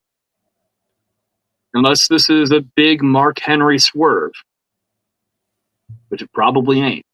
I don't like that. I think, and I'm going to be honest, most fans tonight do not give a shit what happened in 2007. They do not give a shit what happened in 2012. They don't even give a shit about what happened in 2016. I'm going to be honest. I think you capitalize on while the iron is hot. And here's my other reason I argue it has to be SummerSlam. You cannot wait until Survivor Series. Because Gunther will look like a chump if you just have Cena beat him there. I think you have to have him retire Cena. I think he is the final person to get rid of Cena. You know, he gives him his props or whatever after the fact, but he's the one to beat him. He's the one to retire him. He's the one to dethrone Super Cena from his throne, and then he waves goodbye. I think that's how you do it. If anything, I could see it happening more with Braun Breaker taking a loss in Cena's final match for the IC title to complete the Grand Slam at the end. That Braun can afford because we know the guy's going to be a superstar anyway. Plus, if he loses to Cena in Cena's final match for the IC title and he has nothing to show for that, Gunther can make fun of him, and then bam, there's your program, Braun Breaker, Gunther. So it's actually going to be a win-win for all three guys if you really break it down. I think Braun has more to gain from beating John Cena than Gunther does. Gunther's been doing this a while already. He's been presented as an established threat the entire time. His Intercontinental title run into this monstrous World Heavyweight title run, it's shades of Umaga, kind of. Yeah. And John Cena's the perfect foil for that. It sucks that it happens. It's going to come at Gunther losing the title, but that's the foil. But that's the thing. I people are being like, I don't want to see him lose, but it's like, that dude's a made Hall of Famer, and he's not even, like 7 years into this? Who cares? I remember reading something not so long ago that Netflix really vibed with Braun Breaker. And he's your star. He's the next guy. Right. And you have a lot of guys who have been doing this for a while who are now entering that part-timer phase, the Seth Rollinses, the Roman Reigns. We now need to make the next generation. Gunther's not even wrestling every week. True. So, I feel like Braun Breaker's the guy who beats Cena at the end of this. And if he beats him for the title, all the more sweeter because someone worthy has to be the guy to coronate the next generation. And Cena, they've been trying to get him to do that for years, and it's failed every time. It will work with Braun. My argument to that logic is, again, you can do it that way. In most instances, I would agree, and especially with how Cena's run in his entire career would go. But I think Gunther is going to be that guy to get Braun over anyway. So if you have Gunther beat Cena, and then Cena's not done, and he still has a couple more months left or something, and then Braun loses to Cena, you could even incorporate the storyline that's because of Gunther, right? And then Gunther makes fun of him, and then Braun Breaker's like, "Fuck you, dude! I'm a beat the shit out of you," and then you have a serious contender with Braun beating Gunther for the title, and then that can make him a freaking world beater for the world title division. You can put him over that way too. That road is already paved because Braun Breaker is one of the few people who has legitimately pinned Gunther. True. So I'm just saying you could easily do that and, kind of remind people of that and then have them, professional wrestling fans have memories of Goldfish, so they might need a reminder, I guess. Right. But that's why I'm saying, like, you could easily do what I recommend, because if you have Cena beat Braun Breaker because of Gunther costing him that match, and that's how Cena completes the Grand Slam and goes out on top, there's your feud right there. And a lot of people that are Cena fans are now going to pay attention to, oh, wow, this guy's awesome. Oh, this guy cost him? I'm going to tune in to see that program.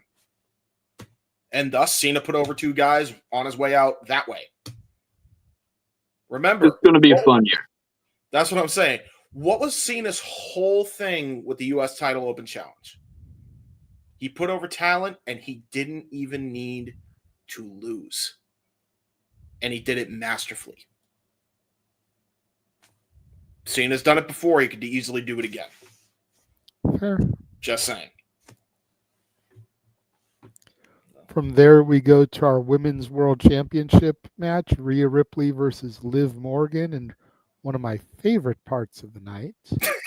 I'm sure it was, JJ. Well, it didn't just make me happy. I know it made Natalie happy as well. My daughter, as she is a huge Rhea Ripley fan. I think my dad may be a little bit sad. He does like Liv, but yeah. I thought this was a hell of a match. Probably one of the best I've ever seen out of Liv, if I'm giving the devil her due. Yep. But flip side of that coin can be said that Rhea carried her to a good match. So, That's also fair. But it was good. I think it accomplished what needed to be accomplished. And I think the reason they got rid of the last woman standing is because you already had tribal combat. That was going to be a violent, no holds barred, anything goes type of match.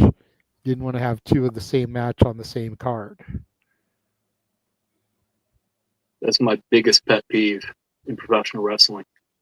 You got to balance your show. I mean, personally, I think I would have rather seen the last woman standing match, because that means I would have watched Liv get decapitated. But that's just a personal favor, favoritism right there. Come on now.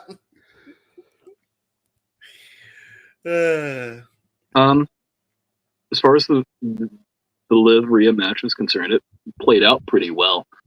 The wrestling was not what I cared for too much. I'm not a huge fan of Liv or Rhea.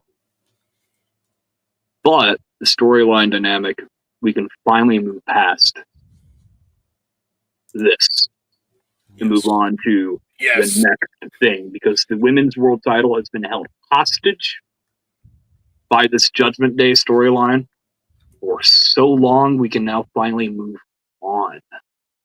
Technically, ever since Rhea beat Charlotte.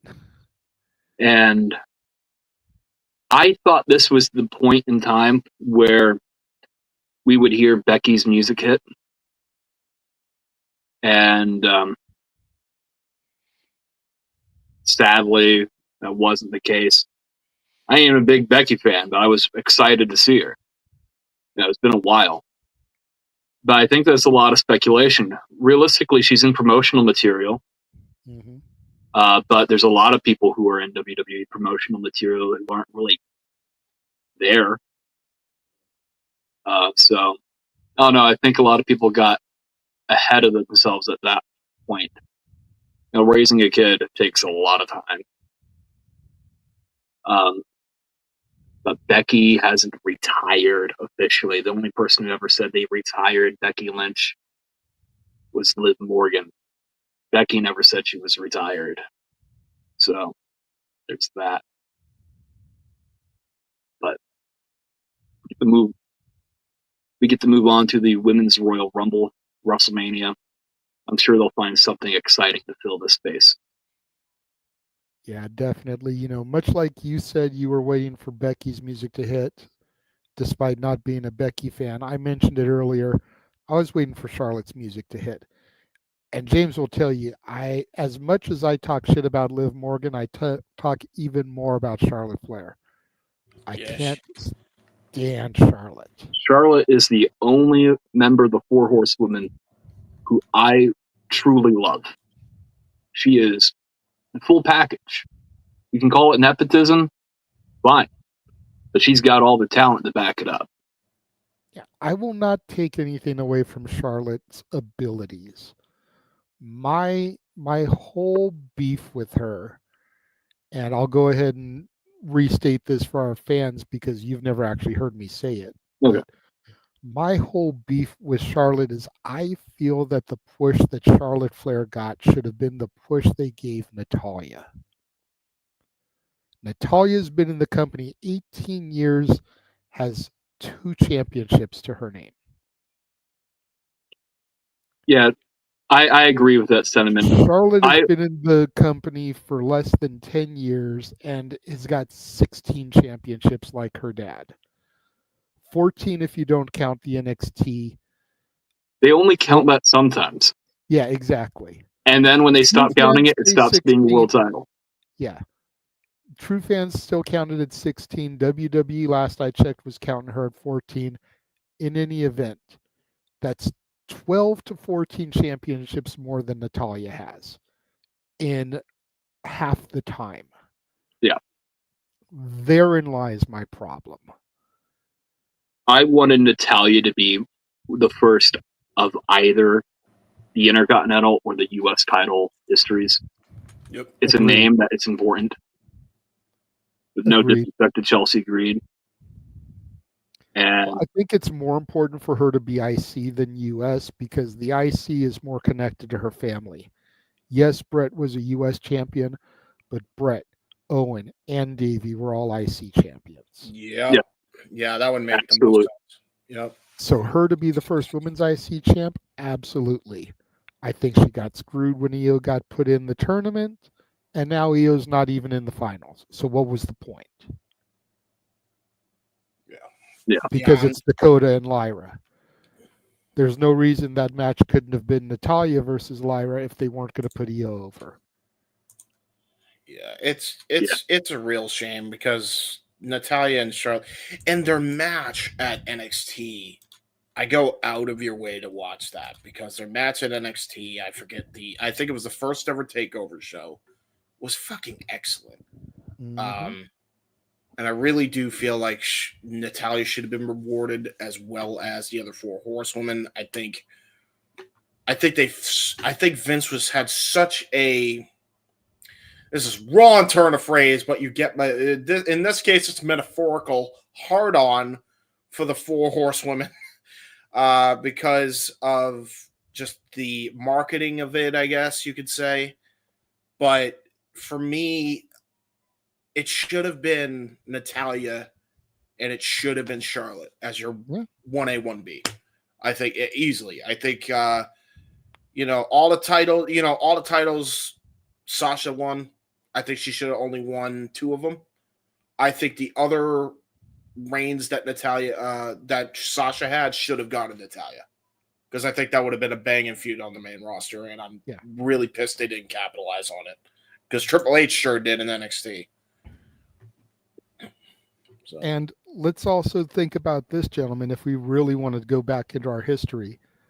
Who did Bret Hart beat to win his first WWF championship? Ric Flair? Yeah. Yep. So, again, you want to be, traditionalist. You want to go to the history books. You want to make those historic references for the nerds like us. It's right there. Yep. But that's why I have a problem with Charlotte. I take nothing away from her ability. She's a damn good wrestler. She is the total package. I just can't stand that she has more accolades than Natalia. Yeah. I've been a huge Natalia fan ever since I saw her on DVD for, I think it was Base Brawl 3 was the first time I ever saw her, was DVD trading. I have a Natty by Nature shirt over here that's done in the style of the Naughty by Nature logo with a hockey stick instead of the baseball bat, because she has very little merchandise the WWE's ever put out of her. Yeah. Yeah. She actually follows me on the Twitter X from way back in the day when I went to one of the SummerSlam accesses, because my daughter's name is Natalie, named after Natalia.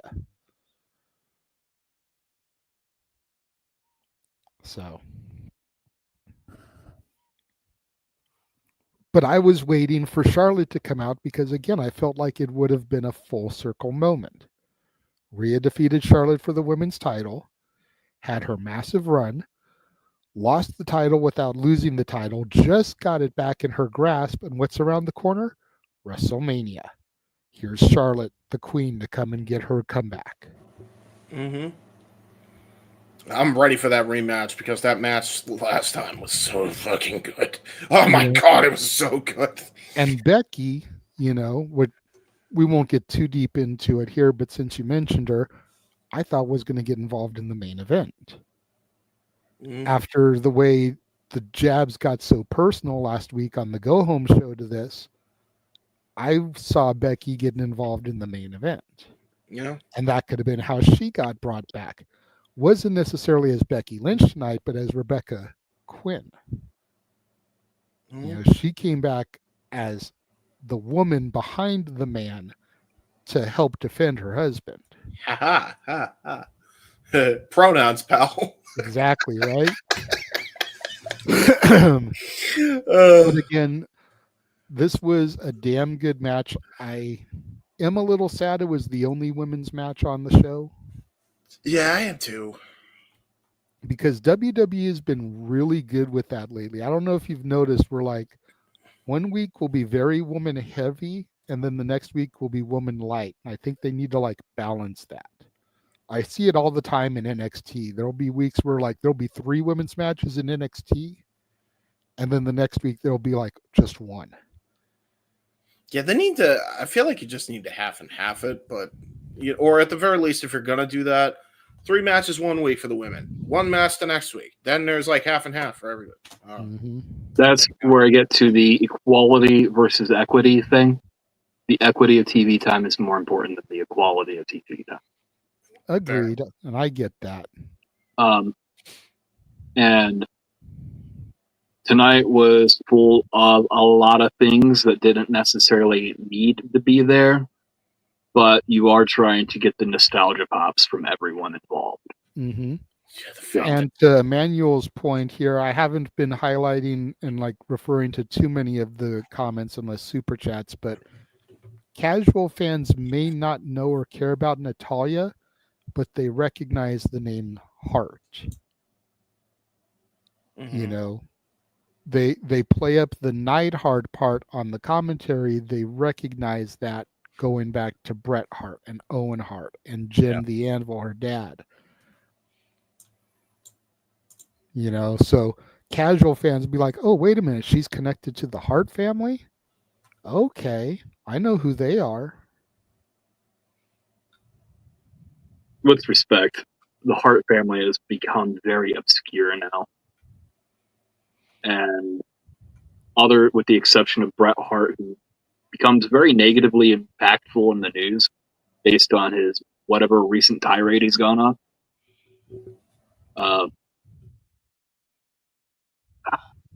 I think the Hart brand has lost a lot of value over the last few decades.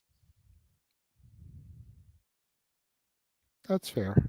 I can see how that would be, especially with Brett's comments about Goldberg. Which, whether Don't get you me like started or you on that, by the don't way. like, I could do a whole show on that. let's not go there. Just, I was going to say, whether you like or you dislike Goldberg is irrelevant at the point. Yeah. Every time he opens his mouth about him, it's negative, negative, negative. Kiss and make up already. And you Jesus can tell Christ. that Bill has tried to move on from this, Yes. and Brett just won't let it go. The man's made him $16 million. Right? But then at the end of the match, we saw The Undertaker, the American Badass, come out on his bike and give the seal of approval to Mommy. That was awesome. I had seen the videos circulating around No DQ of The Undertaker kind of backing his bike up, and so I kind of knew he was going to be there. Didn't know where they were going to work him in, but I like the way they did it here, especially with how people called Damian Priest. Was it like the emo Undertaker, or like Bisexual Undertaker. Yeah, bisexual Undertaker. There we go. Like the Terror Twin, and you got the real Undertaker coming out for the Terror Twin. Like, I got the haha there. Mm-hmm. I was wondering where they were going to fit in Taker. I did see the report. I had to mute my microphone for that because I needed to holler for one of the kids. She's a huge Undertaker fan. Like, she doesn't even watch the product on a regular with me, but she loves the Undertaker. So I had to mute and call for her real quick so that she could come out and see it. There you go. What were you going to say? You have a report, Ryan? No, I read the report of Taker being there, or at least a Harley Davidson was on set. Of course. And I'm like, okay, well, there's Taker's spot, but didn't think where it would make sense to put him in the show. Yeah. Well, if Rhea's just going to run the division like she's the Undertaker, well, who better? You know. Well, don't say who better, because kids will tell you who better than him. Let's see here. Then we had Jey Uso and Drew McIntyre. Yeah, that. I'm not sure how I feel about this match, if I'm being honest, because, like, okay, I thought it was a solid match. Yeah, it was fine. I feel like it was really designed to get Jay over as a main eventer, but I didn't like how he rolled out of the ring so quickly there after he got the surprise victory. Like, I wish he would have stood his ground a little bit more, even if he caught a yeet down from Drew. And yes, I said that on purpose, people listening at home. But even if he caught a yeet down from Drew afterwards, like, I would have rather Jay won and then kind of like stood tall instead of running, rolling out of the ring and running like a bitch. That's just a personal preference, though. I mean, put it this way. The most talked about thing about this match wasn't even the match. It was the fact that Travis Scott smoked the blunt. That was it. Or took the head off of a vape. It was staged. Was it staged? It was Sage. It was Sage? Oh, shit. I think the finish protects both. You have to protect Drew. You have to protect Jay, especially if you have any desire to continue to invest in this.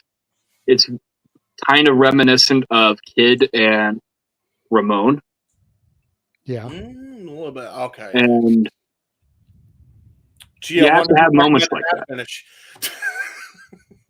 You have to have moments like that. I didn't think Jay was going to beat Drew clean.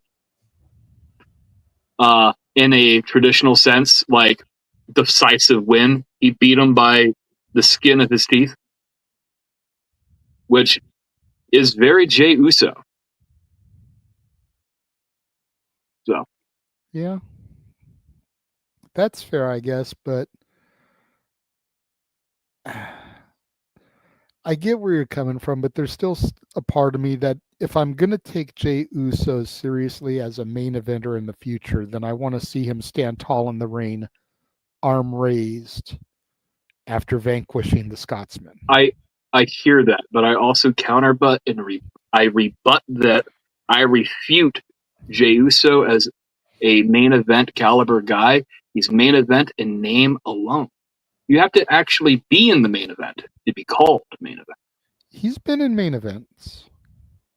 He wasn't tonight. Wasn't tonight. Wasn't last week. But he has had main events. He's semi-hard Jey Uso because he was on the semi-main.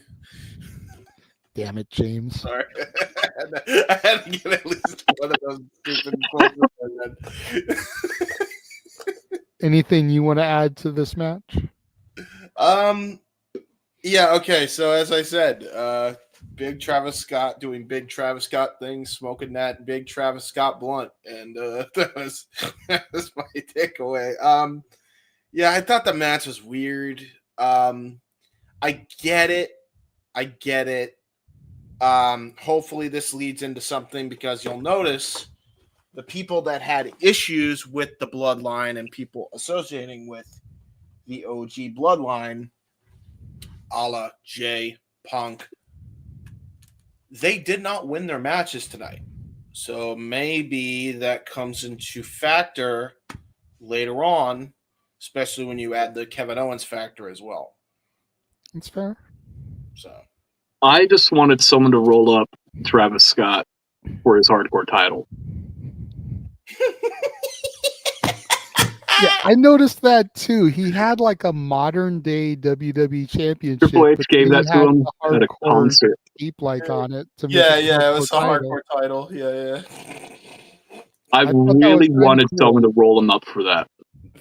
Where was R-Truth when we need him? R-Truth, I unified the 24/7 7-Eleven European hardcore title.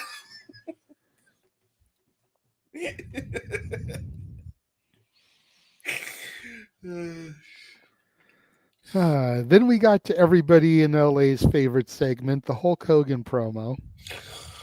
Oh, boy. Okay, so I'm going to say this before I let y'all loose here, because I had the volume on my TV down enough that I couldn't hear the boos as loud as y'all did. Mm-hmm. But what I did say on commentary, and I want to know your guys' thoughts here. I feel like they missed an opportunity with this because Hogan was out there, and we already talked about the opportunity they missed with American Made. So let's just leave that off the table. But you have Hulk Hogan out there promoting his Real American beer. Why couldn't you have had Stone Cold come out? Couple of Real American beers, Stone Cold toast. Would that have saved the Hogan segment? Fuck no, because I don't think I don't even think Austin wants to associate with Hogan. The Texas rattlesnake, big beard swelling son of a bitch. Hey, listen, drinking down some Real American beers. There's conflict of interest there because of Broken Skull IPA. He can't compete with his own brand like that. I'm a Hulk Hogan fan, not a Terry fan. Okay, fair. I don't like Terry. I was very surprised to hear just how loud the boos would be. I knew it was going to be a mixed reaction of things, right? But that's what I at least inferred in my head when I read the Real American Beer thing earlier today. We saw the leak on the leak of the ring mat earlier a few days ago on SmackDown. Yeah.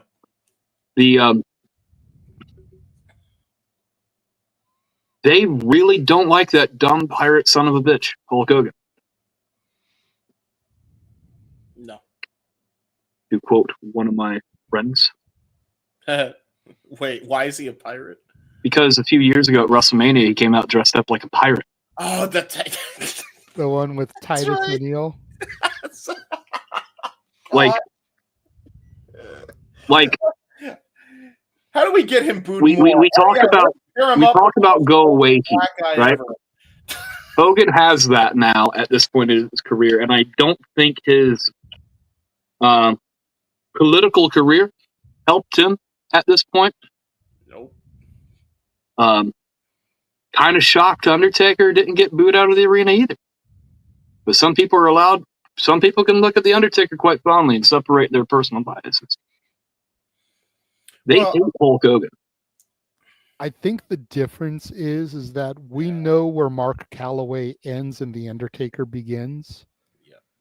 And almost anybody associated with the business says they don't know where Terry Bollea ends and Hulk Hogan begins.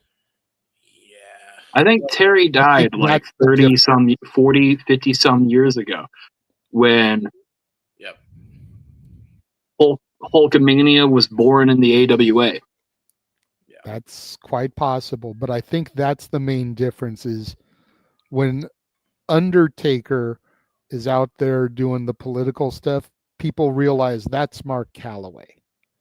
That's a man speaking his personal feelings, personal beliefs, whatever. He doesn't bring a lot of that into his gimmick. You don't hear a lot of that when he's the Undertaker. Yeah. That's where people separate it. Yes. Terry Bollea can go out there and cut a promo about Donald Trump, but then he rips the shirt off like Hulk Hogan, and it's like, bro, you're Hulk Hogan. You're not Terry Bollea. Politics is pro wrestling in its finest. Well, politics is a work. Buy the shirt on the Greg Cherry brand. There you go. I will say my favorite part about the Hogan segment was the shirt that he had under the Real American Beer, because I thought that whole Raw Netflix thing, Raw. I thought that was a cool shirt. That's the one positive you have that we're in big trouble. And then he walked out with it like his pants were falling down. Well, and then you had Jimmy Hart with him, and I can never hate on Jimmy Hart. Jimmy Hart has always been super awesome to me. Yeah, I know, but like everybody loves Jimmy Hart. Even his DJ choice in Friends is a whole other story, but I can never hate on Jimmy Hart. Look, I will never listen. I understand giving people second chances, but there is a difference with Hulk Hogan as opposed to other people. All right. Tessa at least owned up to her mistakes privately. Hogan has not. At least most of those apologies have not been met. And I would argue that as bad as that press was for what he did all those years ago with the N-word being uttered the way he uttered it, there was a lot more damage prior to that a lot of people then dug up after that happened. And then they realized, yeah, fuck giving this guy another chance. I feel that. That's it. I mean, look, between Undertaker and Hogan, I don't even think it's just a gimmick thing. I understand the whole gimmick separate from the character. But you already knew the guy was an American, right? Like, and he's a right wing. This was no freaking secret. But, and this is the biggest difference between Taker and Hogan, or at least it feels like that. Hogan doesn't appreciate people that don't go with his line of thinking, dude. Taker can see the other perspective, and I proved this by how him and McFoley treated each other when they had opposing viewpoints politically. Fair enough. There you go. I mean, I have nothing else I can say about that. Like, Hogan's an asshole. Calloway is not, for the most part. He can be an asshole at times, not all the time. There's a big difference. Fair enough. Before we go any further, coming into the chat room, the stage is the Pink Ranger herself, Datilla. Hello. Hey, thanks for having me, guys. Sorry I'm not on camera. I am tired. Long No day. worries. And now you just got Ryan. You triggered Ryan's autism there because now he's gonna go get his Power Ranger memorabilia. Yeah, he Well, mentioned he on is. Shenanigans he's got a whole room of Power Ranger stuff. So you Oh, may that's have a cool. soulmate here. That's cool. Yeah, well, soulmate as far as friend goes, he does have a girlfriend. So Fair No, enough. no worries. let's just clear the air I right have a away. wife. Huh? Oh shit! I have the helmet too, but mine's still in the box. I have wife. Sorry, my apologies, Ryan. Oh. Oh, that's awesome. By the way, I forgot you had that too. Shit. There you go. It's wearing the Green Ranger sweater too. That's awesome. Hey. There you go. Yeah. So that brings us to the main event. We'll discuss that and then we can kind of rewind and let Datilla give her thoughts since she's joining late, as she usually does. But we I'm forgive always. her. She's got her own channel to run also. Uh, So the main event, of course, Seth Rollins, CM Punk. This was, I don't want to say a masterpiece because I do feel like they left room for future installments, but this was a damn good first encounter. You could definitely see communication throughout the ring. I noticed when Seth rolled Punk over before he put the boot on the rope that you could see Seth whispering something to him. And then after Punk collapsed on him and got the victory, you could see Punk whispering something to Seth. But for as much as Colby and Phil supposedly hate each other, I don't think I've seen two people with legitimate heat, if they in fact do have legitimate heat, work so well since Brett and Sean. Because they took care of each other, they looked out for each other, and they made sure that both men looked good while handling business. Matt, Nick, this is how it's supposed to be done. Take notes. James, I'm going to go to you first. Oh, good. Oh, so yeah. Exhibit A of how AEW done fucked up. There you go. Yeah, this. Let's not go too deep down the fuck AEW hole, okay? No, this is about that's my one. WWE and their show this evening, but Yeah, that's I just my had one. to get that little jab in. That's Although my I one. did point out to Noah, Punk's outfit tonight was very reminiscent of All in Wembley. And I wonder why. Yeah. I think this is the second time he's wore that since he's been back. Yep. This match ruled. They kicked the shit out of each other. They laid their shit in. There was nothing botched about this other than maybe the curb stop. But even then, that still looked brutal to me. Perfect match. Sets up for a possible rematch down the road. And I think we might be getting that sooner rather than later. I think that's coming up. It'll be a hell of a show. I think we wait till WrestleMania to get round 2 completely. Maybe. They'll touch in the Rumble. Mm-hmm. They'll touch in the Chamber. But I feel like one of them will eliminate the other from the Rumble, preventing them from winning. Yep. And then whoever gets eliminated will get the pin in the Chamber to prevent them from going forward. And that's how you then run it back at Mania. Yeah. Because you've had each of them cost each other the opportunity. Yeah. Yeah, I agree. I'm happy with this match. I thought they laid their shit in. It looked great. It looked snug. They didn't pull punches. They got a couple welts. You could tell there was like, all right, let's get our aggression out. Like, we hate each other for real. Let's get our hate out in this match, and then we'll have a Pepsi after. Because you could tell after that promo they had on Raw, like, there was legit feelings there. They cut a great work shoot promo, probably one of the better segments in Raw history the week prior. And it set up perfectly for what was basically a knockdown, drag-out fight. Very reminiscent of the way Kingston and Punk went only it went a little bit longer, and I thought it was the appropriate time, whereas AEW was short on time and they had to rush it. I wonder why. But yeah, it was really good. I thought the matches freaking great. They didn't give everything away at once, and they saved it for a later match. So, 2 thumbs up from me. Huh? Datilla? I really liked it. I'm glad it main evented. I'm surprised this match had a clean finish. I was expecting a dirty finish. But hey, I'm not complaining too much about it. Punk won. Maybe, like you said, maybe we'll get a part 2 at Mania. But it was an overall good match. I really did like it.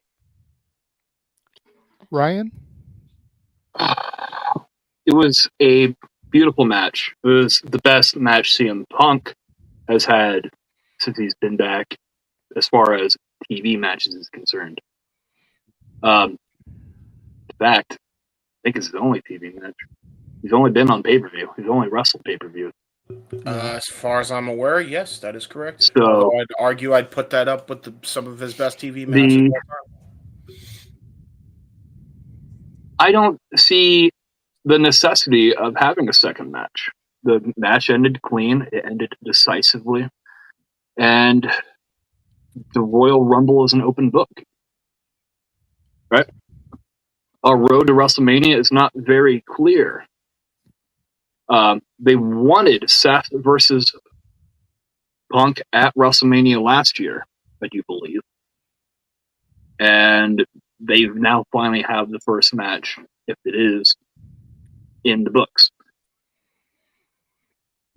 I just can't get away from thinking they promised CM Punk the main event of WrestleMania for a championship. Maybe that's the mark in me, but that's the thing that makes the most sense. So if there is supposed to be another match, someone's got to lose a world title between now and WrestleMania. It has to be to one of them. Because he is my pick for the Royal Rumble at this point. That's fair. You can always get a sequel later. Doesn't necessarily have to fall under WrestleMania season. SummerSlam is going to be a big weekend this year. First night SummerSlam. First 2-night SummerSlam. So you got to save some things for other shows. I really hate running a feud a year, 2 years, 3 years. Don't need it. Sometimes they go forever. Yeah, I can agree with that. Sometimes they get a little long and drawn out. Forever feuds. To be fair, they kind of had to with this one because they didn't really have a choice. Punk got injured, so. And he got a whole other feud out of it, too. He had a feud with Drew McIntyre, and we finally got the Seth Rollins either started or completed. I don't think there's any real heat between the two because Seth is Punk's kid when you think about it. He trained him, relatively speaking. Brought him in. Seth would have been fired years ago if it wasn't for CM Punk bringing him in for the Shield. The Shield was CM Punk's idea. So, I don't think there's any real heat there. If there was, it was buried a long time ago. Yeah, that's fair. Yeah. Well, that pretty much wraps up our thoughts going through everything. Datilla, would you like to run things back and kind of give your overall thoughts on the show? Yeah. Give me 1 second. Sneezing. All right. No, yeah, I'm still recovering from this cough that I had over the week. That's why. I don't know how it came across on Netflix, but I feel like for a show that didn't have time constraints, it felt like they were on a time constraint because I felt like one segment happened and then they quickly move on to the next. I felt like they didn't give time enough to breathe, and it ended exactly at 8. So I'm just like, I was just sitting there like, I felt like it kind of felt rushed, in my opinion. I don't know if it came across that way on Netflix, but I just felt like overall, I felt like the show, they really hyped up the show a lot. I didn't really like Drew McIntyre versus Jey Uso, and the tribal combat match was okay. I was expecting more from like The Rock, the segment between The Rock and Roman, but we'll see what happens with that. So, but aside from that, I thought overall it was a good show, decent show, but again, I just felt like the whole I was kind of confused. Like Undertaker came out with during like at the end of the Rhea Ripley stuff, and then I don't know, there was just a lot to process. But like I said, it felt like there was time constraints, even though they supposedly didn't have time constraints. I'll give you what I gave the rest of the panel before you joined, Datilla, and I'll give you a chance to answer this. Do you think there's a reason why they're not doing that? Because one, I think the Moana shoots happen in January, the reshoots. Two, do you think that after those are wrapped up, there's a reason why Roman teased the 27th Raw? And maybe that's when we'll get The Rock doing something more? Maybe they don't want to blow their load too early, if you know what I mean. Jesus Christ. It's not like that, metaphorically speaking. Come on. Yeah, well, metaphorically, it still sounds late. nasty. It's late. It's late. I know it's late. God damn it. It's the after dark hour. That's it. Go ahead, Datilla. What's an hour? Maybe, I don't know. I did hear about those Moana reshoots and stuff like that, but who knows? The Rock could just be saying that to throw people off. He could be pulling an Andrew Garfield and actually, be appearing for WrestleMania. He just doesn't want to say anything. Well, yeah, I mean, because if you believe the dirt sheets, he wasn't going to be there tonight. The Rock himself confirmed yesterday. I know. I know he did. We know. So I don't know. We'll see. I just felt like this show was really a lot of hype, and some of it was just did not live up to the hype. Like I'm just happy Rhea Ripley and Liv Morgan's feud is over, because I was just I was just over that. Well, that's fair. That's fair. You're the first person to have kind of I won't say completely negative, but a bit of a down view on today's episode. Everybody else seems to really enjoyed it.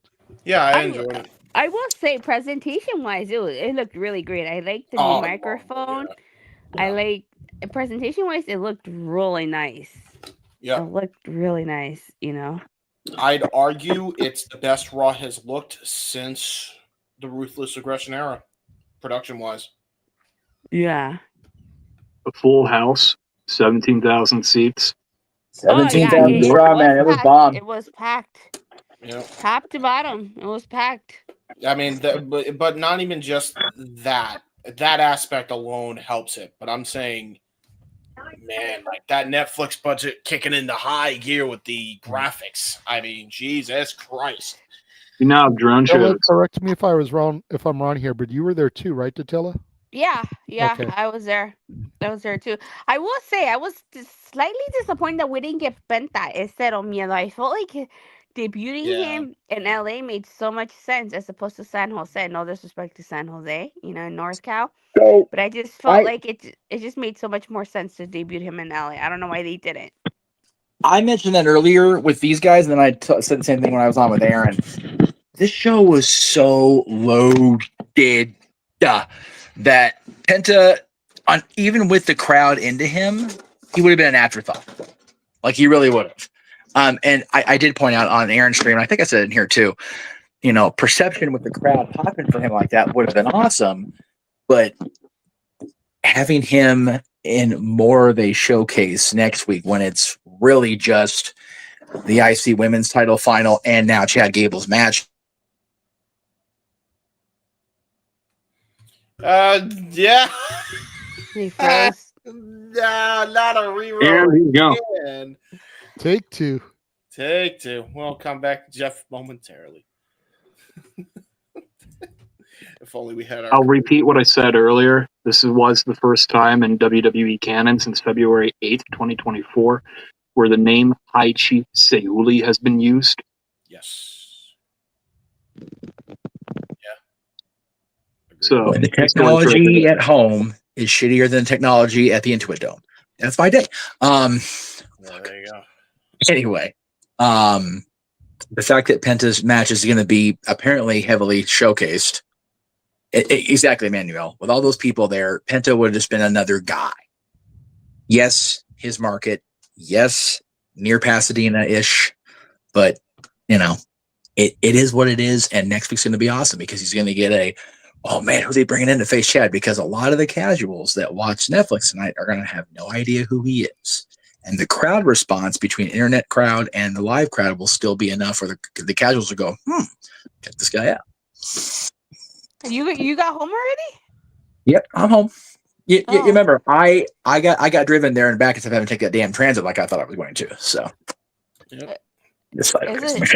I don't know. You see? Oh, that was fast. No, he was traveling for a while. I've actually been home for about a half hour. Yeah, remember, I popped in with these guys almost right out of the arena, and then I was on Aaron's stream right at the very end. He brought me in at midnight Eastern. God bless him. I got home not too long ago. I got picked up, then we went to go get something to eat. So I got home not too long ago, and I didn't leave right away. Did you leave right away? No, we hung around until the music actually stopped for Punk, and then we bounced. And you also remember, where we parked, we got really good parking. We lucked out. There was a street, Doty Street, DOTY Road Street, whatever it was. The freaking residents were just offering parking, and somebody's like $40. We're like, sold.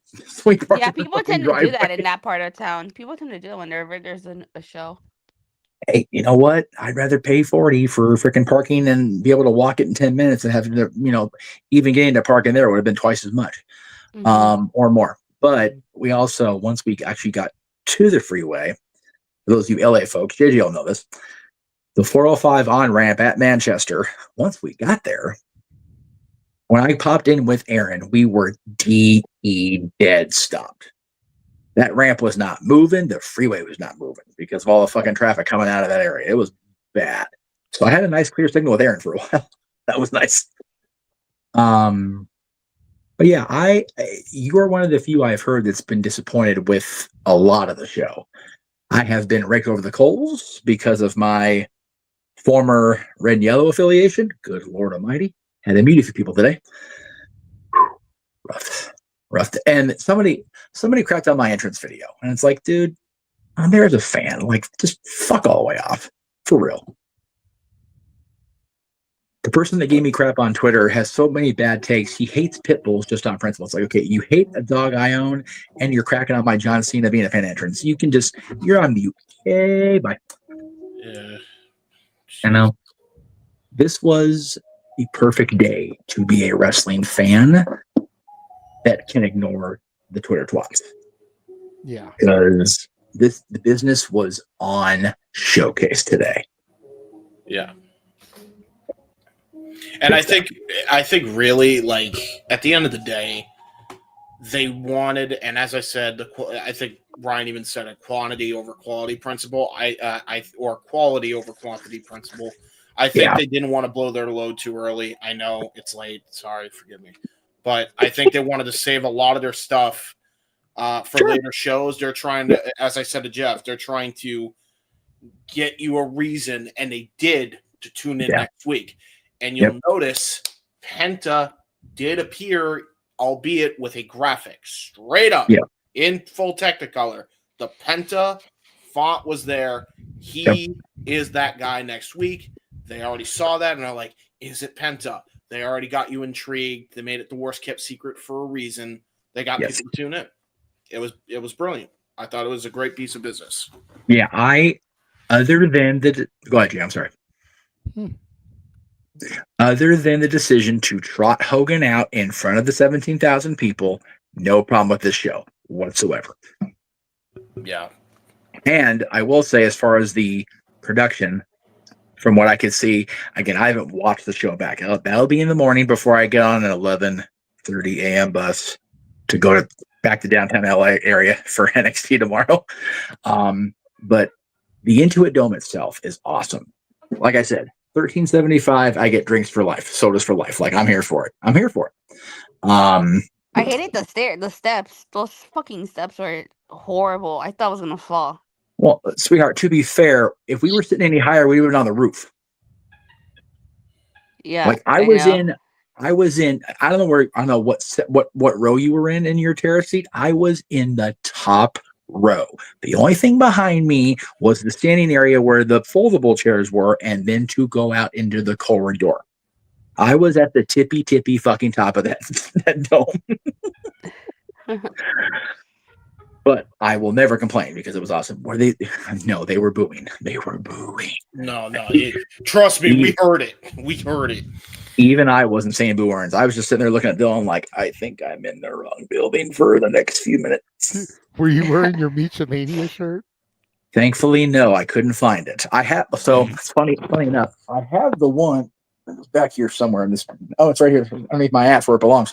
Yeah, because Ryan, Jeff is such a Hogan fanatic that he did his own logo in the Hogan font and made it. What's funny is I didn't design that. So the person that was running the NoDQ.com Instagram page before Aaron took it over proper, like drew the Meechamania font logo on Hogan pulling carrying his own shirt away. There it is.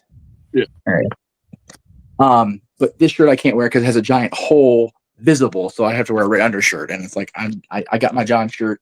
I'm good. But yeah, they did not like Terry today. It was not a good day to be Terry, but no. I wanted to say, this is according to on Brandon Thurston's Twitter. Brandon, I love Brandon. Only numbers are strong, and Netflix executives are very pleased. Whoa! Yay! How they can't be. Like I said, this Rock pointed out it was large. The fact that a 17,000 seat dome was the largest arena gate in WWE history. Yeah. First of all, that tells me two things. One, the tickets really were expensive as fuck.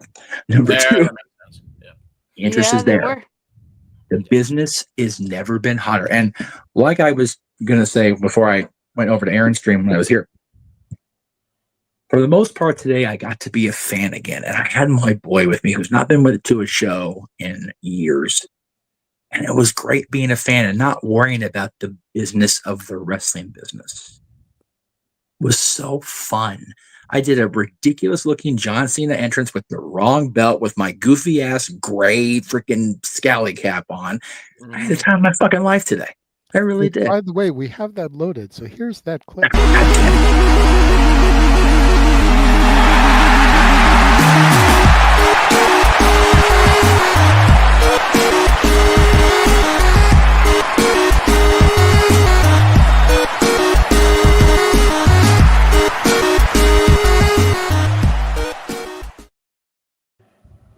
Okay. Take me out some little shot. I hate you. Solo shot. Anyway. First of all, let me be clear. That was edited for this purpose. So we can actually show that getting copyright paying. They actually played the real song at the stadium. Yes, they did. And see, I still hate James just a little bit because I made my own edit, but I used Paul Heyman doing the John Cena thing. And bro, you can air that. It's your show. You can air that if you want. Sure enough. I will say, you know what's so fucked about that, Jeff? You know how you can tell you've known this guy for so long, for so many years, both on a professional and personal level, to a degree? Yeah. You got the mannerisms down. No, I know. It's so funny. Like I felt bad for the camera woman because I was trying to show the fact that I had my Hall of Fame ring on. Let me see if I can dig that fucker out since I didn't get a proper showing on that camera. There. So, and people are like, "Are you in the Hall of Fame?" It's like, no, I just bought a ring off eBay because I was at the ceremony. In the Hall of Fame, my ass. There it is. There you go. Is it There you Superstar Billy Graham's ring? No, I I heard he wouldn't buy sold his his ring. on eBay, so you know. Yeah, I know. No, Oh yeah, you went to the 2008 Hall of Fame. You should have said it was Superstar Billy Graham's ring. That would I have should been have. funny. Well, no, because he got inducted later. But Yeah, I know, but no, but yeah, it was so. Yeah, no, you're perfect right about the end. Yeah, but I was the first part that you see me sticking the ring out, like trying to show the camera, but it didn't zoom in enough before they cut to the John Cena Titantron's like, oh, God damn it. But yeah, the whole putting the belt over my head like he did it at the Hammerstein, that was purely John. Good shit. Which while he's been talking, I went ahead and uploaded the other one. So here's that version.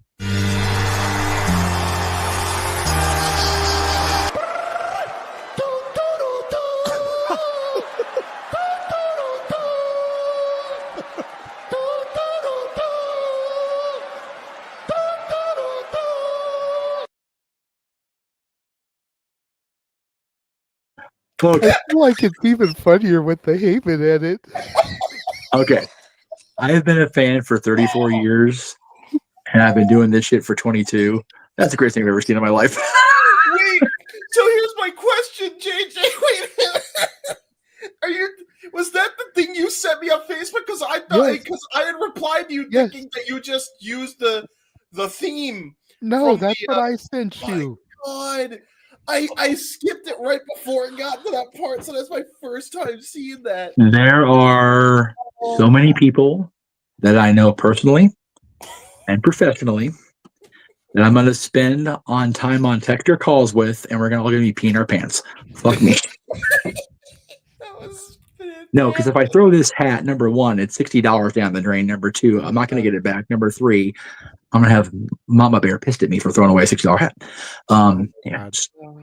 Yeah, that's what I sent you, James, because I was like, okay, how can we do this and not get copyright? I feel like a dick now. I should have watched the whole thing. It would have been like, fuck my idea. That was way better. That's way better. That was way better. I'm pissed at myself now. I said, you know what? This is the problem. Everybody in my personal life, stop pressuring me to do shit, because this is what happens. Now I don't pressure you to do anything. I know. I pressured myself. I feel derpy. You want to pressure? That was so good. Make the fucking highlight video. I had that on lock. I know. Sorry, my bad. Well, there you go. Now you have a cool version and the funniest version. So both of them were good because the both of them are good. One is yeah, awesome too. But yeah, Paul Heyman doing it, and then because it took me a couple of times watching it back, and each time I watched it back, I just laughed harder and harder because Jeff's reactions and the syncing was so perfect. So good. The version, like. Oh my god, that was that was hysterical. Were you only allowed to have one entrance, or you could have done another one? I could have done as many as I wanted, but I got up there like so. Dylan and our driving buddy Phil dropped me off, and then they went back and got more shit out of the car. So I went into the first gate, and I got in that line relatively quickly. By the time I got out of there, the merch line was ridiculous. That line was ridiculous. It was like, nope, I'm not doing lines today. I'm not working. I'm not doing lines. To be fair, Distilla, he does now have 3 entrances. He has the original, he has the 8-bit one, and now he has the Paul Heyman version. Oh, wow. I need to be sent. I need to send the other 2. I don't have the other 2. I do have the one the WWE sent me. So, but yeah, it was really fun. They had John, they had Rocky, they had Austin, they had Hunter, they had Cody, and Rhea, they had Bianca. Huh? Did they have Punk? Yes. You should have had Dylan do Punk, and then we could have gone back to 3-year-old Dylan doing clobbering time, and then done 17-year-old Dylan doing it. I asked Dylan. He didn't want to do it. I was like, okay, that's all right. Ooh, yeah, yes. I'm saying boo, not boo words on my own kid. But yeah, it was like it's funny. I remember when it was either Edge or Lawler said, I wish they'd had this when I was a kid, when they went to Access in either 2000 2001. I wish that kind of shit was like that technologically upgraded when we were going, you and I, Jay, to the conventions, to the manias, to the summer slams, because god damn it, that was so much fun. It's 20 seconds, but it's fucking great. The only thing we had close to that was the Call the Match, which was awesome. I still have a VHS of me and Lee calling the WrestleMania 15 main event, so that was cool. One thing I will say, and Taylor pointed out, I think Taylor pointed out the merch. Maybe you, James, pointed out the merch. I forget. No, sorry, it was Dylan pointing out the merch on Aaron's recap. I miss the days where merch didn't start at $40. right? Like, god damn. That's my biggest issue with all the wrestling companies. It's part of why I'm gonna start getting my WWE shirts from Temu. Yeah, no shit, right? Mm-hmm. There's no reason a T-shirt costs $40. No, no. I got a bunch of T-shirts for the house. I got Natalie, the Family Above All, Roman Reigns shirt. Yeah. I got Dennis a Yeet shirt. Mike Gordon a Wyatt Six shirt. And I think I spent about between $30 to $35 for all three. There you go. See, there you go. Yeah, I bet you that's where my dad got my Punk shirt. I think my dad got my Punk shirt from Temu because it has the I was there. I wasn't there. I wasn't in Chicago. I will say, don't come after us, WWE, for telling people to go to other websites to get your merchandise, but he's crazy. We don't make it, we just buy it. That's right. I did get a shirt for a birthday girl who was unable to be there today, and she knows about it because I really, it's not a gift. She was like, I've got a gift card. I'm like, okay, that's fine. But in addition to buying that, let me stay. Good phone.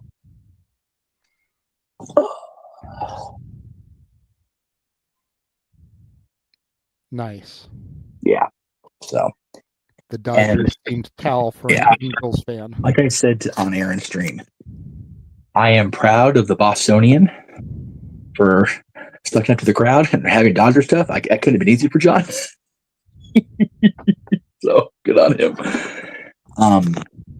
Yeah, if he ends up not doing another appearance in LA before the tour's over, I'm sure he'll have one more out here, but at least still in line with the first one, which is still pretty fucking cool.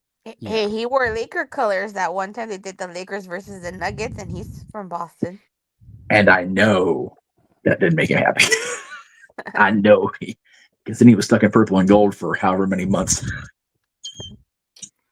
He was not a happy camper.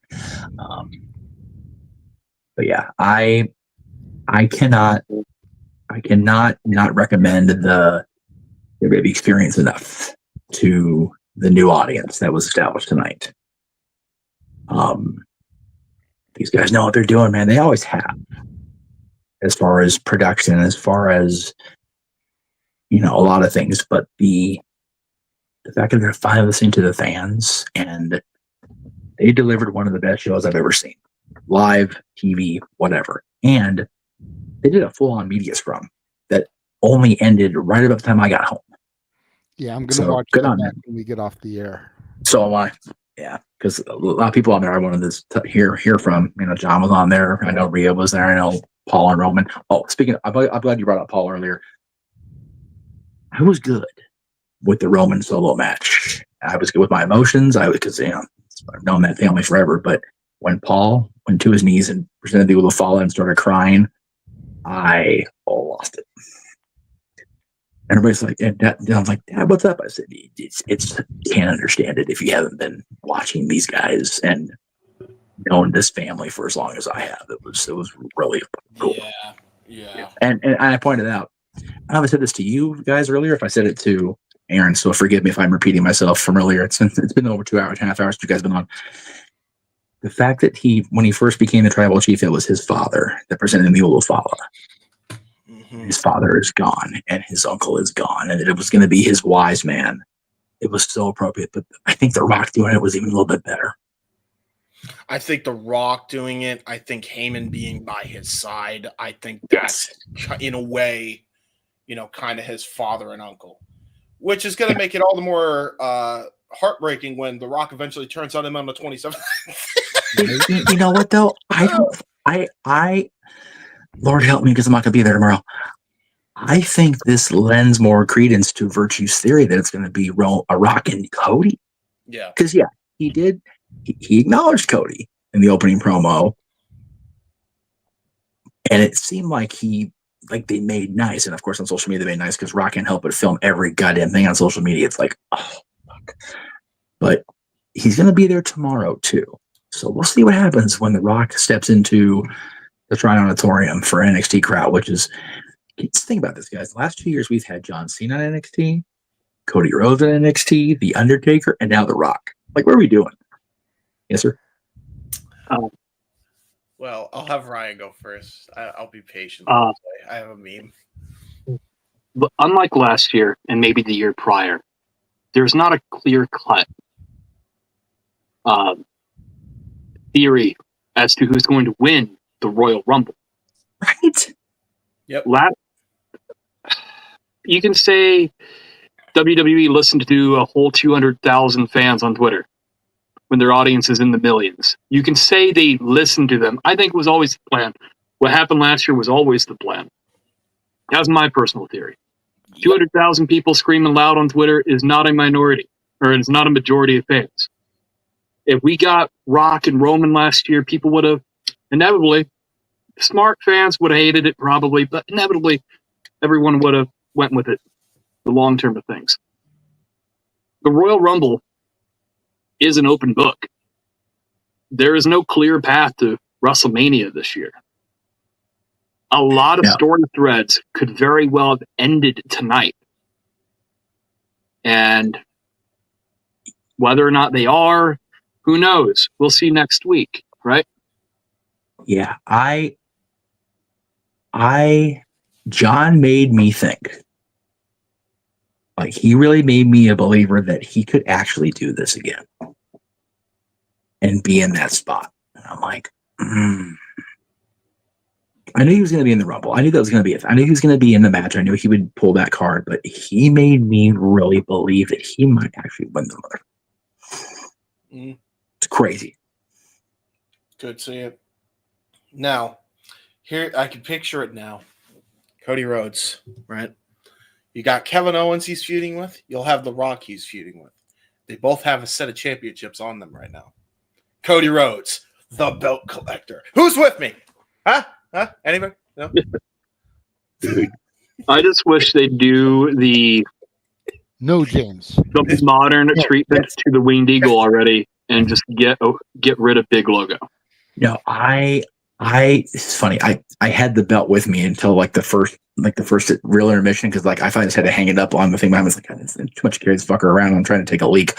But when I had it with me in the Liaki room for the first time, I'm like, I wish they would just fucking take this and make this the championship again. Because then they probably never lose me as an audience member again because I love this belt so goddamn much. Well, the World Heavyweight title, I said years ago to several of my wrestling friends, that's what they did with the World Heavyweight title is what to do with the World Heavyweight title. Just redo it, slap a W on it. That's what we're going to do. That's what we're going to do. Just do that with Winged Eagle or Big Eagle. I could really care less which one. Yep. But WWE has a slew of memorable championships. Pick one. Big Logo, never been a fan of it. Scratch or present. I'm just glad we are past the time period where every title is Big Logo. Yep. I agree. Sorry, I'm trying to turn you guys down. I'm apparently being too loud for the room here. Okay. It's okay. There we go. It's okay. Oh. So since I'm here, what else do you want to talk about? Oh. What were you saying, Datella? Oh, I was just saying, told you. I'm glad you're doing to where you're gonna have that experience. No, it was really cool to be able to have that, and with Dylan, which made it 10 times better, 100 times better. Yeah. Definitely looking forward to going tomorrow too, though. It'll be a much more intimate setting, much more chill setting, I think, but it'll still be a lot of fun because the NXT crowd always brings it. Yeah. We'll see. I don't know if you guys saw on social, but I just saw a clip while you guys were chatting after the match of Punk saying that match was for Chris Bay. Oh yeah, I That was saw. awesome. Yeah, that was great. Good on him, man. I thought that was a nice little shout out there. Nice little touch. Yeah, that was really cool of Punk to do that. Again, but he's a acknowledging cancer, the guys, other right? company. He's a cancer, though, guys, right? Yeah. He's a cancer. He's a rotten person. Yeah, such a rotten person. Fragile Phil, right? Young Bucks can suck my dick. Thank you very much. James, save that for Saturday. Okay, fine. Okay, fine. Because I'm sure that'll come up on Saturday, especially now that they're the IWGP tag team. He's actually a Scorpio, guys. Wait, which one? Which one is a Scorpio? CM Punk. Oh yeah, fair enough. Oh, wait. Another guy who be ruined. I was about to say. Wait. So what month does that mean he's in as a Scorpio? October 26th. Oh, he's only a month away from me. There you go. Good for him. Assuming space racism is about as accurate as it always has been. Yeah, true. Exactly. I got to tell you, though, he must have some bitchin' Halloween and birthday parties. Right. Good for him. Well, I think we pretty much covered the entire show. Did you get all your thoughts out that you wanted to about the show? I know Jeff kind of came in while you were going through your thoughts. Yeah, I pretty much did. I mean, overall, I had fun. I always have fun when I go to shows, you know. But definitely can't wait to see how the show looked on Netflix because, I heard it was uncensored. That's why you heard the boos and the. It was uncensored for the crowd, yeah. So it should be interesting. There you go. Now, Attila, as much as you were negative about the show, I will say, and this is the one dig I got to get at him, you're at least way better at having fun at a wrestling show, even if it's WWE, than Dave Meltzer is talking about the show and previewing it. There you go. I said it. Check, please. If you listen to that clip, you know what I'm talking about. Brian felt like he had to pull teeth just to get him to talk about it, by the way. It was embarrassing. Fuck me. I hate Dave Meltzer. We all do. Join the club, Ryan. Join the club. Hate's a very strong word, but I intensely dislike his presentation. I agree. So it's funny you brought up the uncensoring. There was a guy sitting a couple people over from us, and more than a few, actually in the same section, but just like over, doing the whole Jacob Batu thing all night. I love you, Solo. All night. I think I heard him. He was loud enough. I'm not surprised. Yeah, her and I were far enough apart where even still, she probably all night. So finally, he's doing it during the main event. I stand up and go, I hate that. You love it. Jobber. Sat down. Oh, hey, did you apparently, I don't know if you noticed, but apparently they were throwing t-shirts. I did not know that. Huh? You know how I know? Because I got bonked in the head with one. Oh, no. I thought the guy behind me dropped something. I was about to say something to him because it hit me right in the head, and it fell back. It fell back. So I was like, "Oh, he probably dropped something." But then apparently they were throwing shirts or something. I don't know. But you got Tony Chimmeled. No.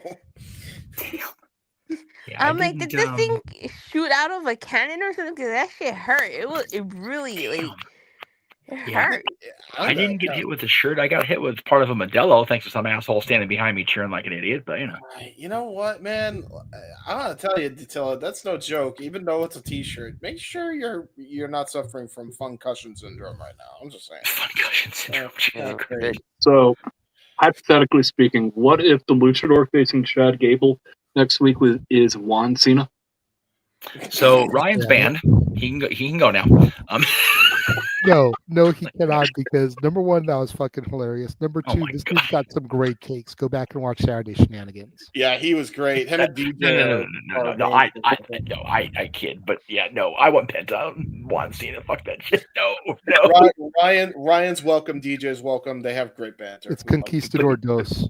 To be fair, though, Juan Cena had a mask on at least, so we just want to see that giant ass ball spot. So actually, you know what? Fuck it, let's do it. Why not? The new AEW Trios champions, folks, to save AEW: Juan Cena and Conquistador 1 and 2. There you go.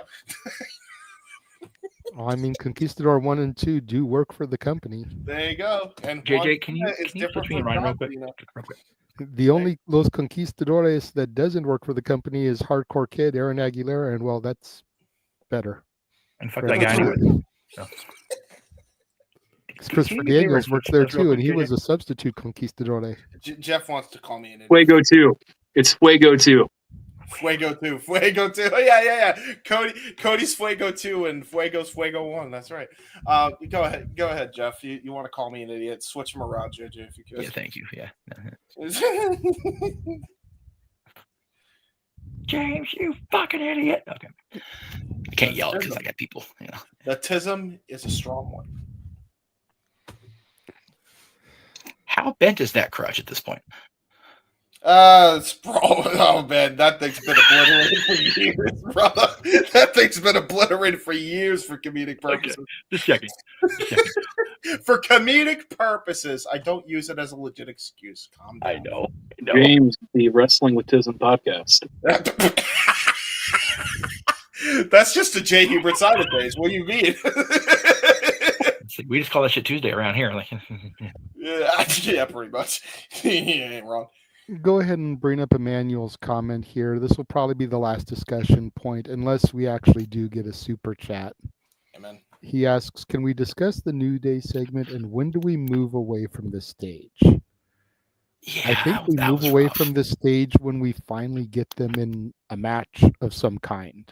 WrestleMania. Because they did the thing with Big E, and they haven't really done anything since.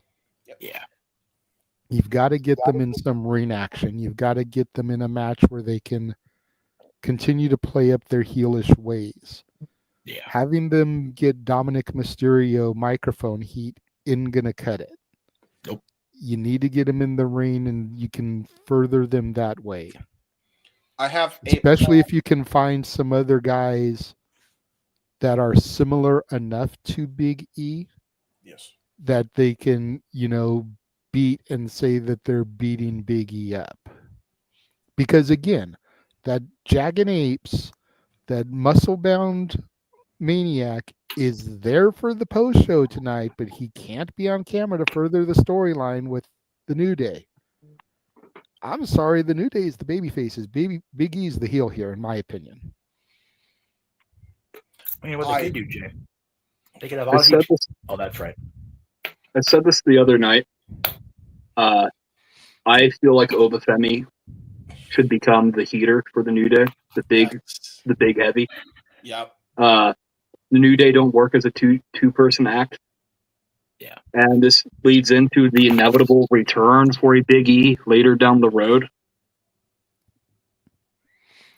I just don't want them to ruin Oba by bringing him up and doing that. Like, I think that'll be a short-term Band-Aid to the storyline. Yes. But Oba's such a bad motherfucker. Like, I think it returns us back to what we were going to do before Odyssey Jones was quietly fired. Yeah. Yes. I think that had you not established Oba as such a bad motherfucker, it would be an easy switch. But like, Iggy was dominant. He was a good worker when he first came in as Nemeth Heater. But then he evolved into Big E now. And we all grew to love Big E. Oba is he is a badder motherfucker than when Big E got called up. Sure. So I think that would unintentionally be a step down for Oba to be just a heater. Now, if it's and the thing is, the inevitable clearing of Big E is not inevitable. We don't know if that's ever going to happen. Now, granted, well, then they shouldn't have turned him heel in the first place. I agree. But now we're here. The die has been cast. Yep. So we have to do something. And I loathe the thought of them pigeonholing Oba. Oba needs to fucking win tomorrow night, if I'm being honest with him. Yes, he does. I agree with you. I'll let you guys finish off because I'm at 3% and I'm dying. So, good night. All right, good night, brother. Thank you. Ryan, like we said to DJ, feel free to come back for the shenanigans on Saturday night, sir. Hopefully you hear this if you watch it back. Yeah, they are great additions. Let me give my idea of what they could do. This is a legit idea. This isn't a meme. I think, to Ryan's point, and to your point, Jeff, I think it's a Band-Aid to a problem. Mm-hmm. I think the way you do it is this. Oba Femi still needs to win the NXT title, and I think he needs to carry the future of NXT. Mm-hmm. At the same time, he is main roster ready, in my opinion. So, have him work as the heater on Raw for Woods, specifically Woods, and for a little bit Kofi. This is where I'm going with this. 6-man tag for Elimination Chamber, or whatever the pay-per-view is before Mania.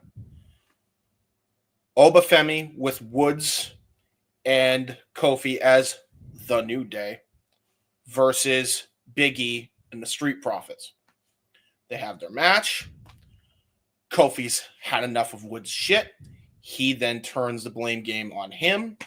He kind of becomes a person who's a rock and a hard place with all this shit going on. That then sets up the triple threat, but Oba's still on Woods' side, and Oba becomes the heater for Woods while he holds the NXT Championship. This accomplishes a lot of things. One, gets you a tag match that people would be interested in for Elimination Chamber, especially where they're going for it. Number two, it will get that triple threat match at Mania way easier, in my opinion. And you could have Woods get the victory through dubious circumstances with the heater of Oba Femi. And then he could finally have the serious role that we know he can portray.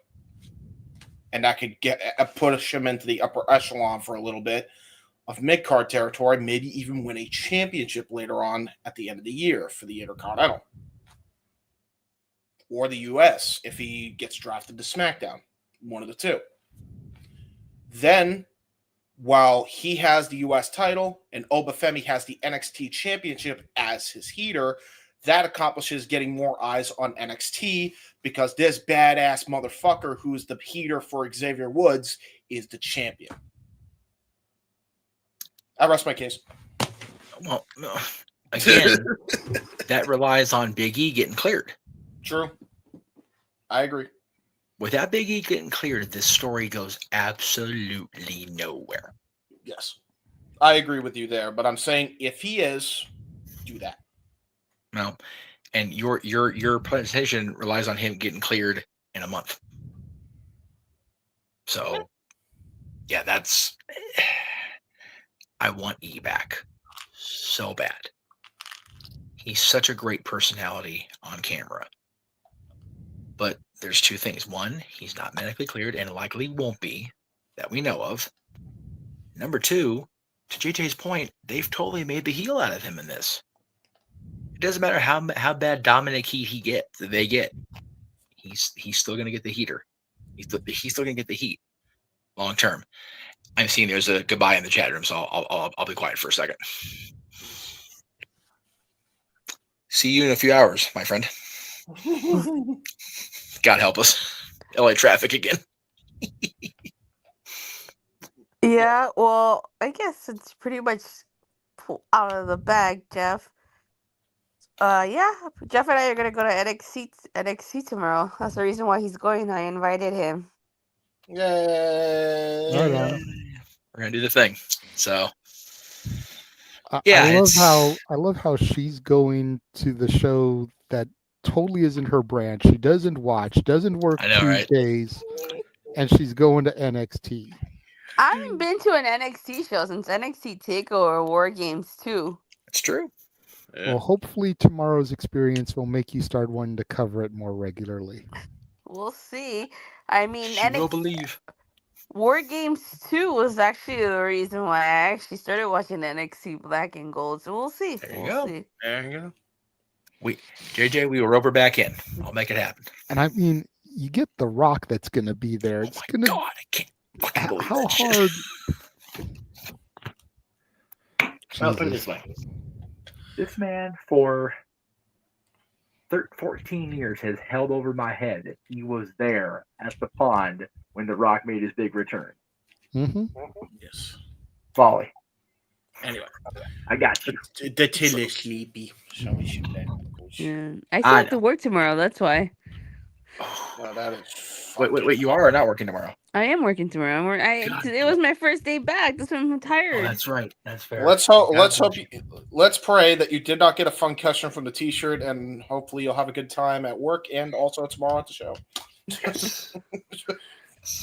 But I will. Yes, I will. I'm not sure what time I'm getting down there. Probably not as early as I did today because I was there way early enough where I got a lot of fun stuff. Yeah, you were at work and I was just still on my lunch. You were there and I was still on my lunch break. I was like, wow, you're there early. They opened the dome at 12:30. They opened the parking at 12:30. It's like, well, fuck, might as well be there, and it worked out. That's the way we used to do it back in the day, man. We'd get up at Staples Center at like 9-10 o'clock for 5 o'clock show. Yep. That way you could see everybody arriving and try to get autographs and shit and pictures. Yep. That isn't happening in the modern era now. They bring everybody in fucking cloak and dagger and bring them right downstairs. So I got there at 3:45. yeah. There you go. Yeah, you got there pretty decent time. Poor Travis, or my buddy Travis, freaking didn't get to security till they were just getting ready to go on the air. It was pretty bananas today. So, well, you want to go ahead and give your shill real quick to Tilla? Yeah. You guys can follow me on Twitter or X at @Attila_. I talk Raw, SmackDown, AEW Dynamite, TNA Impact. Go live every Monday, Wednesday, Friday, occasional Saturdays and Sundays, and for all things TNA, you can check me out every Thursday on Body Slam. And then you guys make sure you check out the videos I'm uploading. I just uploaded Rhea Ripley beating Liv Morgan, so just make sure you guys hit that bell so you get notified whenever I upload that content. Yes. there you go. All right. Well, thank you for popping in and joining us for a little bit, Datilla, as Avatar Girl. As tired as you were, we appreciate you. God bless you for that. Hopefully, you can pop in a little bit tomorrow during the show. We'll see. Definitely try. We'll see. Alrighty then. Have a great night, you guys. You too. Good night. See you Okay, tomorrow. bye. That was the most tired plugs I've ever heard in my life. Holy shit. And number 3. I've never heard the whole thing of like on YouTube you have to really be animated when you plug your stuff. That was the most unanimated I've ever heard. And don't forget to hit the subscribe, follow the notification. That was as unintentionally funny as Noah's deadpan. Shut the fuck up, Josh. Dude, it was so fucking funny. I love that. It was funny. Poor girl. Oh my god. It's in your voice. Oh. Yeah. So yeah, I guess I wasn't supposed to say anything until tomorrow, but I'm tired and I wasn't paying attention. So yeah. It's all good. It's all good. It's probably about time for us to get out of here. Also, I knew we were going to do a post show. I knew it was probably going to be eventful. I wasn't expecting us to go damn near 3 hours. This damn near shenanigans length. It was as And long all as the we show did was itself. talk about Raw. Yeah. Let's see. But Can to we be reach- fair, we had multiple people on. We had people bounce and come in and come back. Yeah. So, it just kind of is what it is. It's the first time we've done one of these, and Yeah. I've enjoyed it. We'll see if we Me do too. it again for major shows. James, you want to go ahead and do your shills? Yes. You guys can find. I'm not going to do the thing tonight. It's too Thank late. you. Please don't. It's tired. I'm late. You guys can find tired, I'm me late. on the YouTube, Instagram, and X at JHebertside95 and on Facebook at James Heebman Hebert. I do really cool and sometimes dumb things on the internets, but occasionally I'm smart. Once a week, maybe twice. Go check. Speaking of which, speaking of smart things, go check out my uncle's documentary. That was a smart edit I put together, and that was with this smooth brain that has autism. So if you like to support me, go support my uncle as well. Damn near running up to 2K. I'd love to reach that before the end of the month because we're that close there. Run that shit up because I love that it's getting this natural growth. Like I've said it before, I'll say it again. The fact that it has this much natural growth and we haven't even done proper promotion yet. Like that's unheard of on YouTube nowadays. Yeah, 2K views in like what the span of a month, 2.5 months is like unheard of. So thank you all so much for that. Go check out the Jay Hebert Side of Things podcast, episode 22 and episode 23, possibly episode 24, depending on, although kind of said what I needed to say on Phil Marks' show and Dude Loves Wrestling show. So I don't know. Do I need to? And on Twitter Spaces, I don't know. We'll figure it out. Maybe not.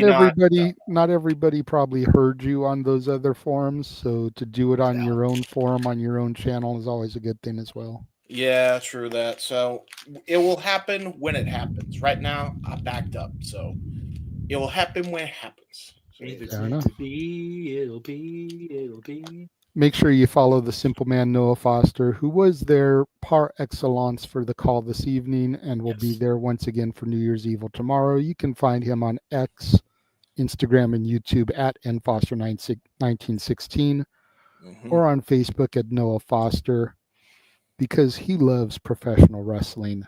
Damn it. Bro, MVP, him and Walter. MVP. Speaking of Walter, you can follow Walter at Rage of Wrestling on YouTube, Walter.Cruz.940 on Instagram, Walter Alex Cruz on X and Blue Sky, and SRS 1983 on Twitch.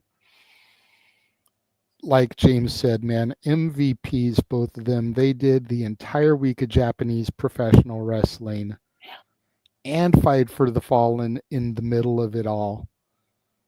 So good. Then they finally get about a week break after tomorrow because we will come back with Maximum Carnage on the 15th of January for Dynamite. But still, they get a little over a week break. We all do. Well deserved. Yes, I saw the post you put up on the numbers. Congratulations, you guys. That's fucking awesome. Yeah, you can find me on Instagram, the Renegade JJ Williams, X and Blue Sky, ROW JJ Williams, Casa D18 Studios on YouTube. Hef. So ignore it. Ignore the bottom white text as far as the Disney font because that's not happening. I'll explain. Yeah. Right here. _ Jeff Meacham on Blue Sky, on Twix and Instagram, at Jeff Meacham on YouTube and Facebook. And the channel is actually going to relaunch the Monday after the Royal Rumble, February 3rd. I realized how much I scheduled myself this week and went between that this week, between Dylan starting school next Monday, January is just batshit. Yeah. So, and going back again, I'm like, you know what? I overdid it. I overbooked. Yeah. This is why I love Emmanuel. Every time Walter's wife hits him because of Lola, an angel gets its wings. We are bad people for making the graphic a reality. I'm a bad person. No, we're bad people for making that Noah graphic. That's valid. Yeah, that was that. I'm so glad he was actually not as pissed as I thought he was because oh my god, I was so petrified. Like I got to play damage control. I feel something so bad. That'll piss James off. Make sure you guys tune in January 18th when we do karaoke of songs with the word something in the title. Oh no. That'll be James's reaction. I hate the show, JJ. No. Oh, it's me in the Noah seat. I'm not looking forward to karaoke. Unbelievable. But we want to thank everybody for joining us for this wild ride. Almost 3.5 hours of a watch along. Yeah. Almost 3 hours of post-show coverage. Yes. Again, don't know when we'll do another one of these after shows, I would because also going 3 hours every time I think is a little bit much. But at the same time, it just depends on the show. Yep. Yeah. You This- guys this know is that too much. after the Saturday PLEs, you can always tune into the shenanigans, and that's kind of the post show there. But as far as a Monday through Friday, we'll see when we do it again. Part of me wants to do one for Evil tomorrow, and the other part of me is like, I don't want to go 3 hours again. I want to Immediately follow. I need a break. To be fair, also, But I'm also not doing For the Love of Wrestling right now. Yeah. So this kind of fills that void. It's almost like a For the Love of Wrestling. To be fair, also, we had already said we're going to be on Phil Marks' show, me and DJ, so you would be short 2 people. So that's fair. There you go. Before you sign off, I just want to say really quick, again, a thank you to Aaron Rift and NerdQ.com for that retweet that just hopefully sent our views over the moon. Yes, yes. It wasn't even a retweet. He just tweeted it for us. I messaged him privately and was like, would you mind promoting our watch along tonight, whether you put it on the No DQ site or a tweet? And he was like, yeah, no problem. And then he put out that tweet. Good for him, man. Thank you very much, Aaron. And Jeff will tell you, Aaron Rift 15 years ago, that would have been a no. Yeah. Hard no. Hard no. Hard. Like not even a let me think about it. That is 2 things. We all grown up in that 15 years, and he got himself a good wife now. Hey, Exhibit B, Young Bucks, of how to grow the fuck up. Sorry. 2,637 views on that tweet. Just that post, yeah.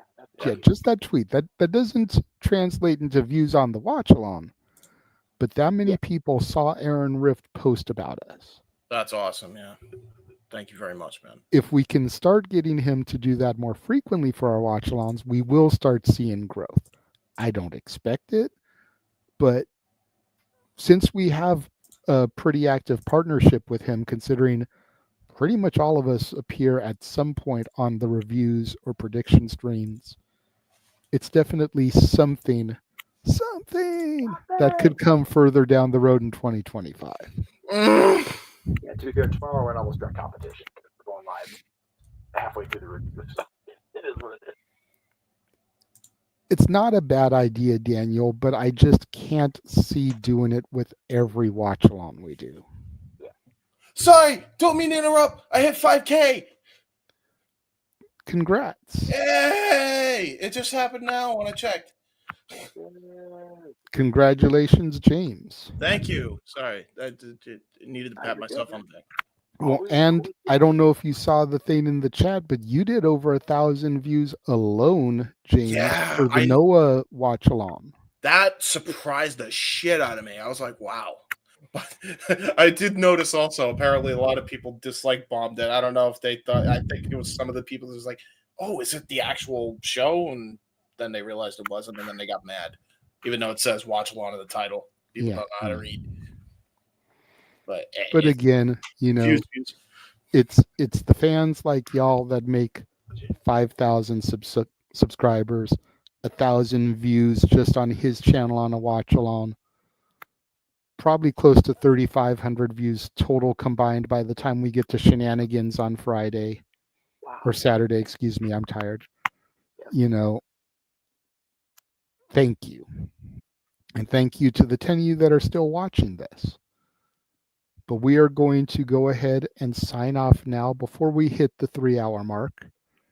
So for Josh Mansfield, for Big G, for Datilla, for DJ at Rock the Ropes, for Ryan, for Jeff, for Walter, for Noah, even though he didn't come here this evening, for James and myself, we are the crew for the Simply Reliable Studios. Thanking you for joining us and tuning in. We'll catch you guys next time. There you go.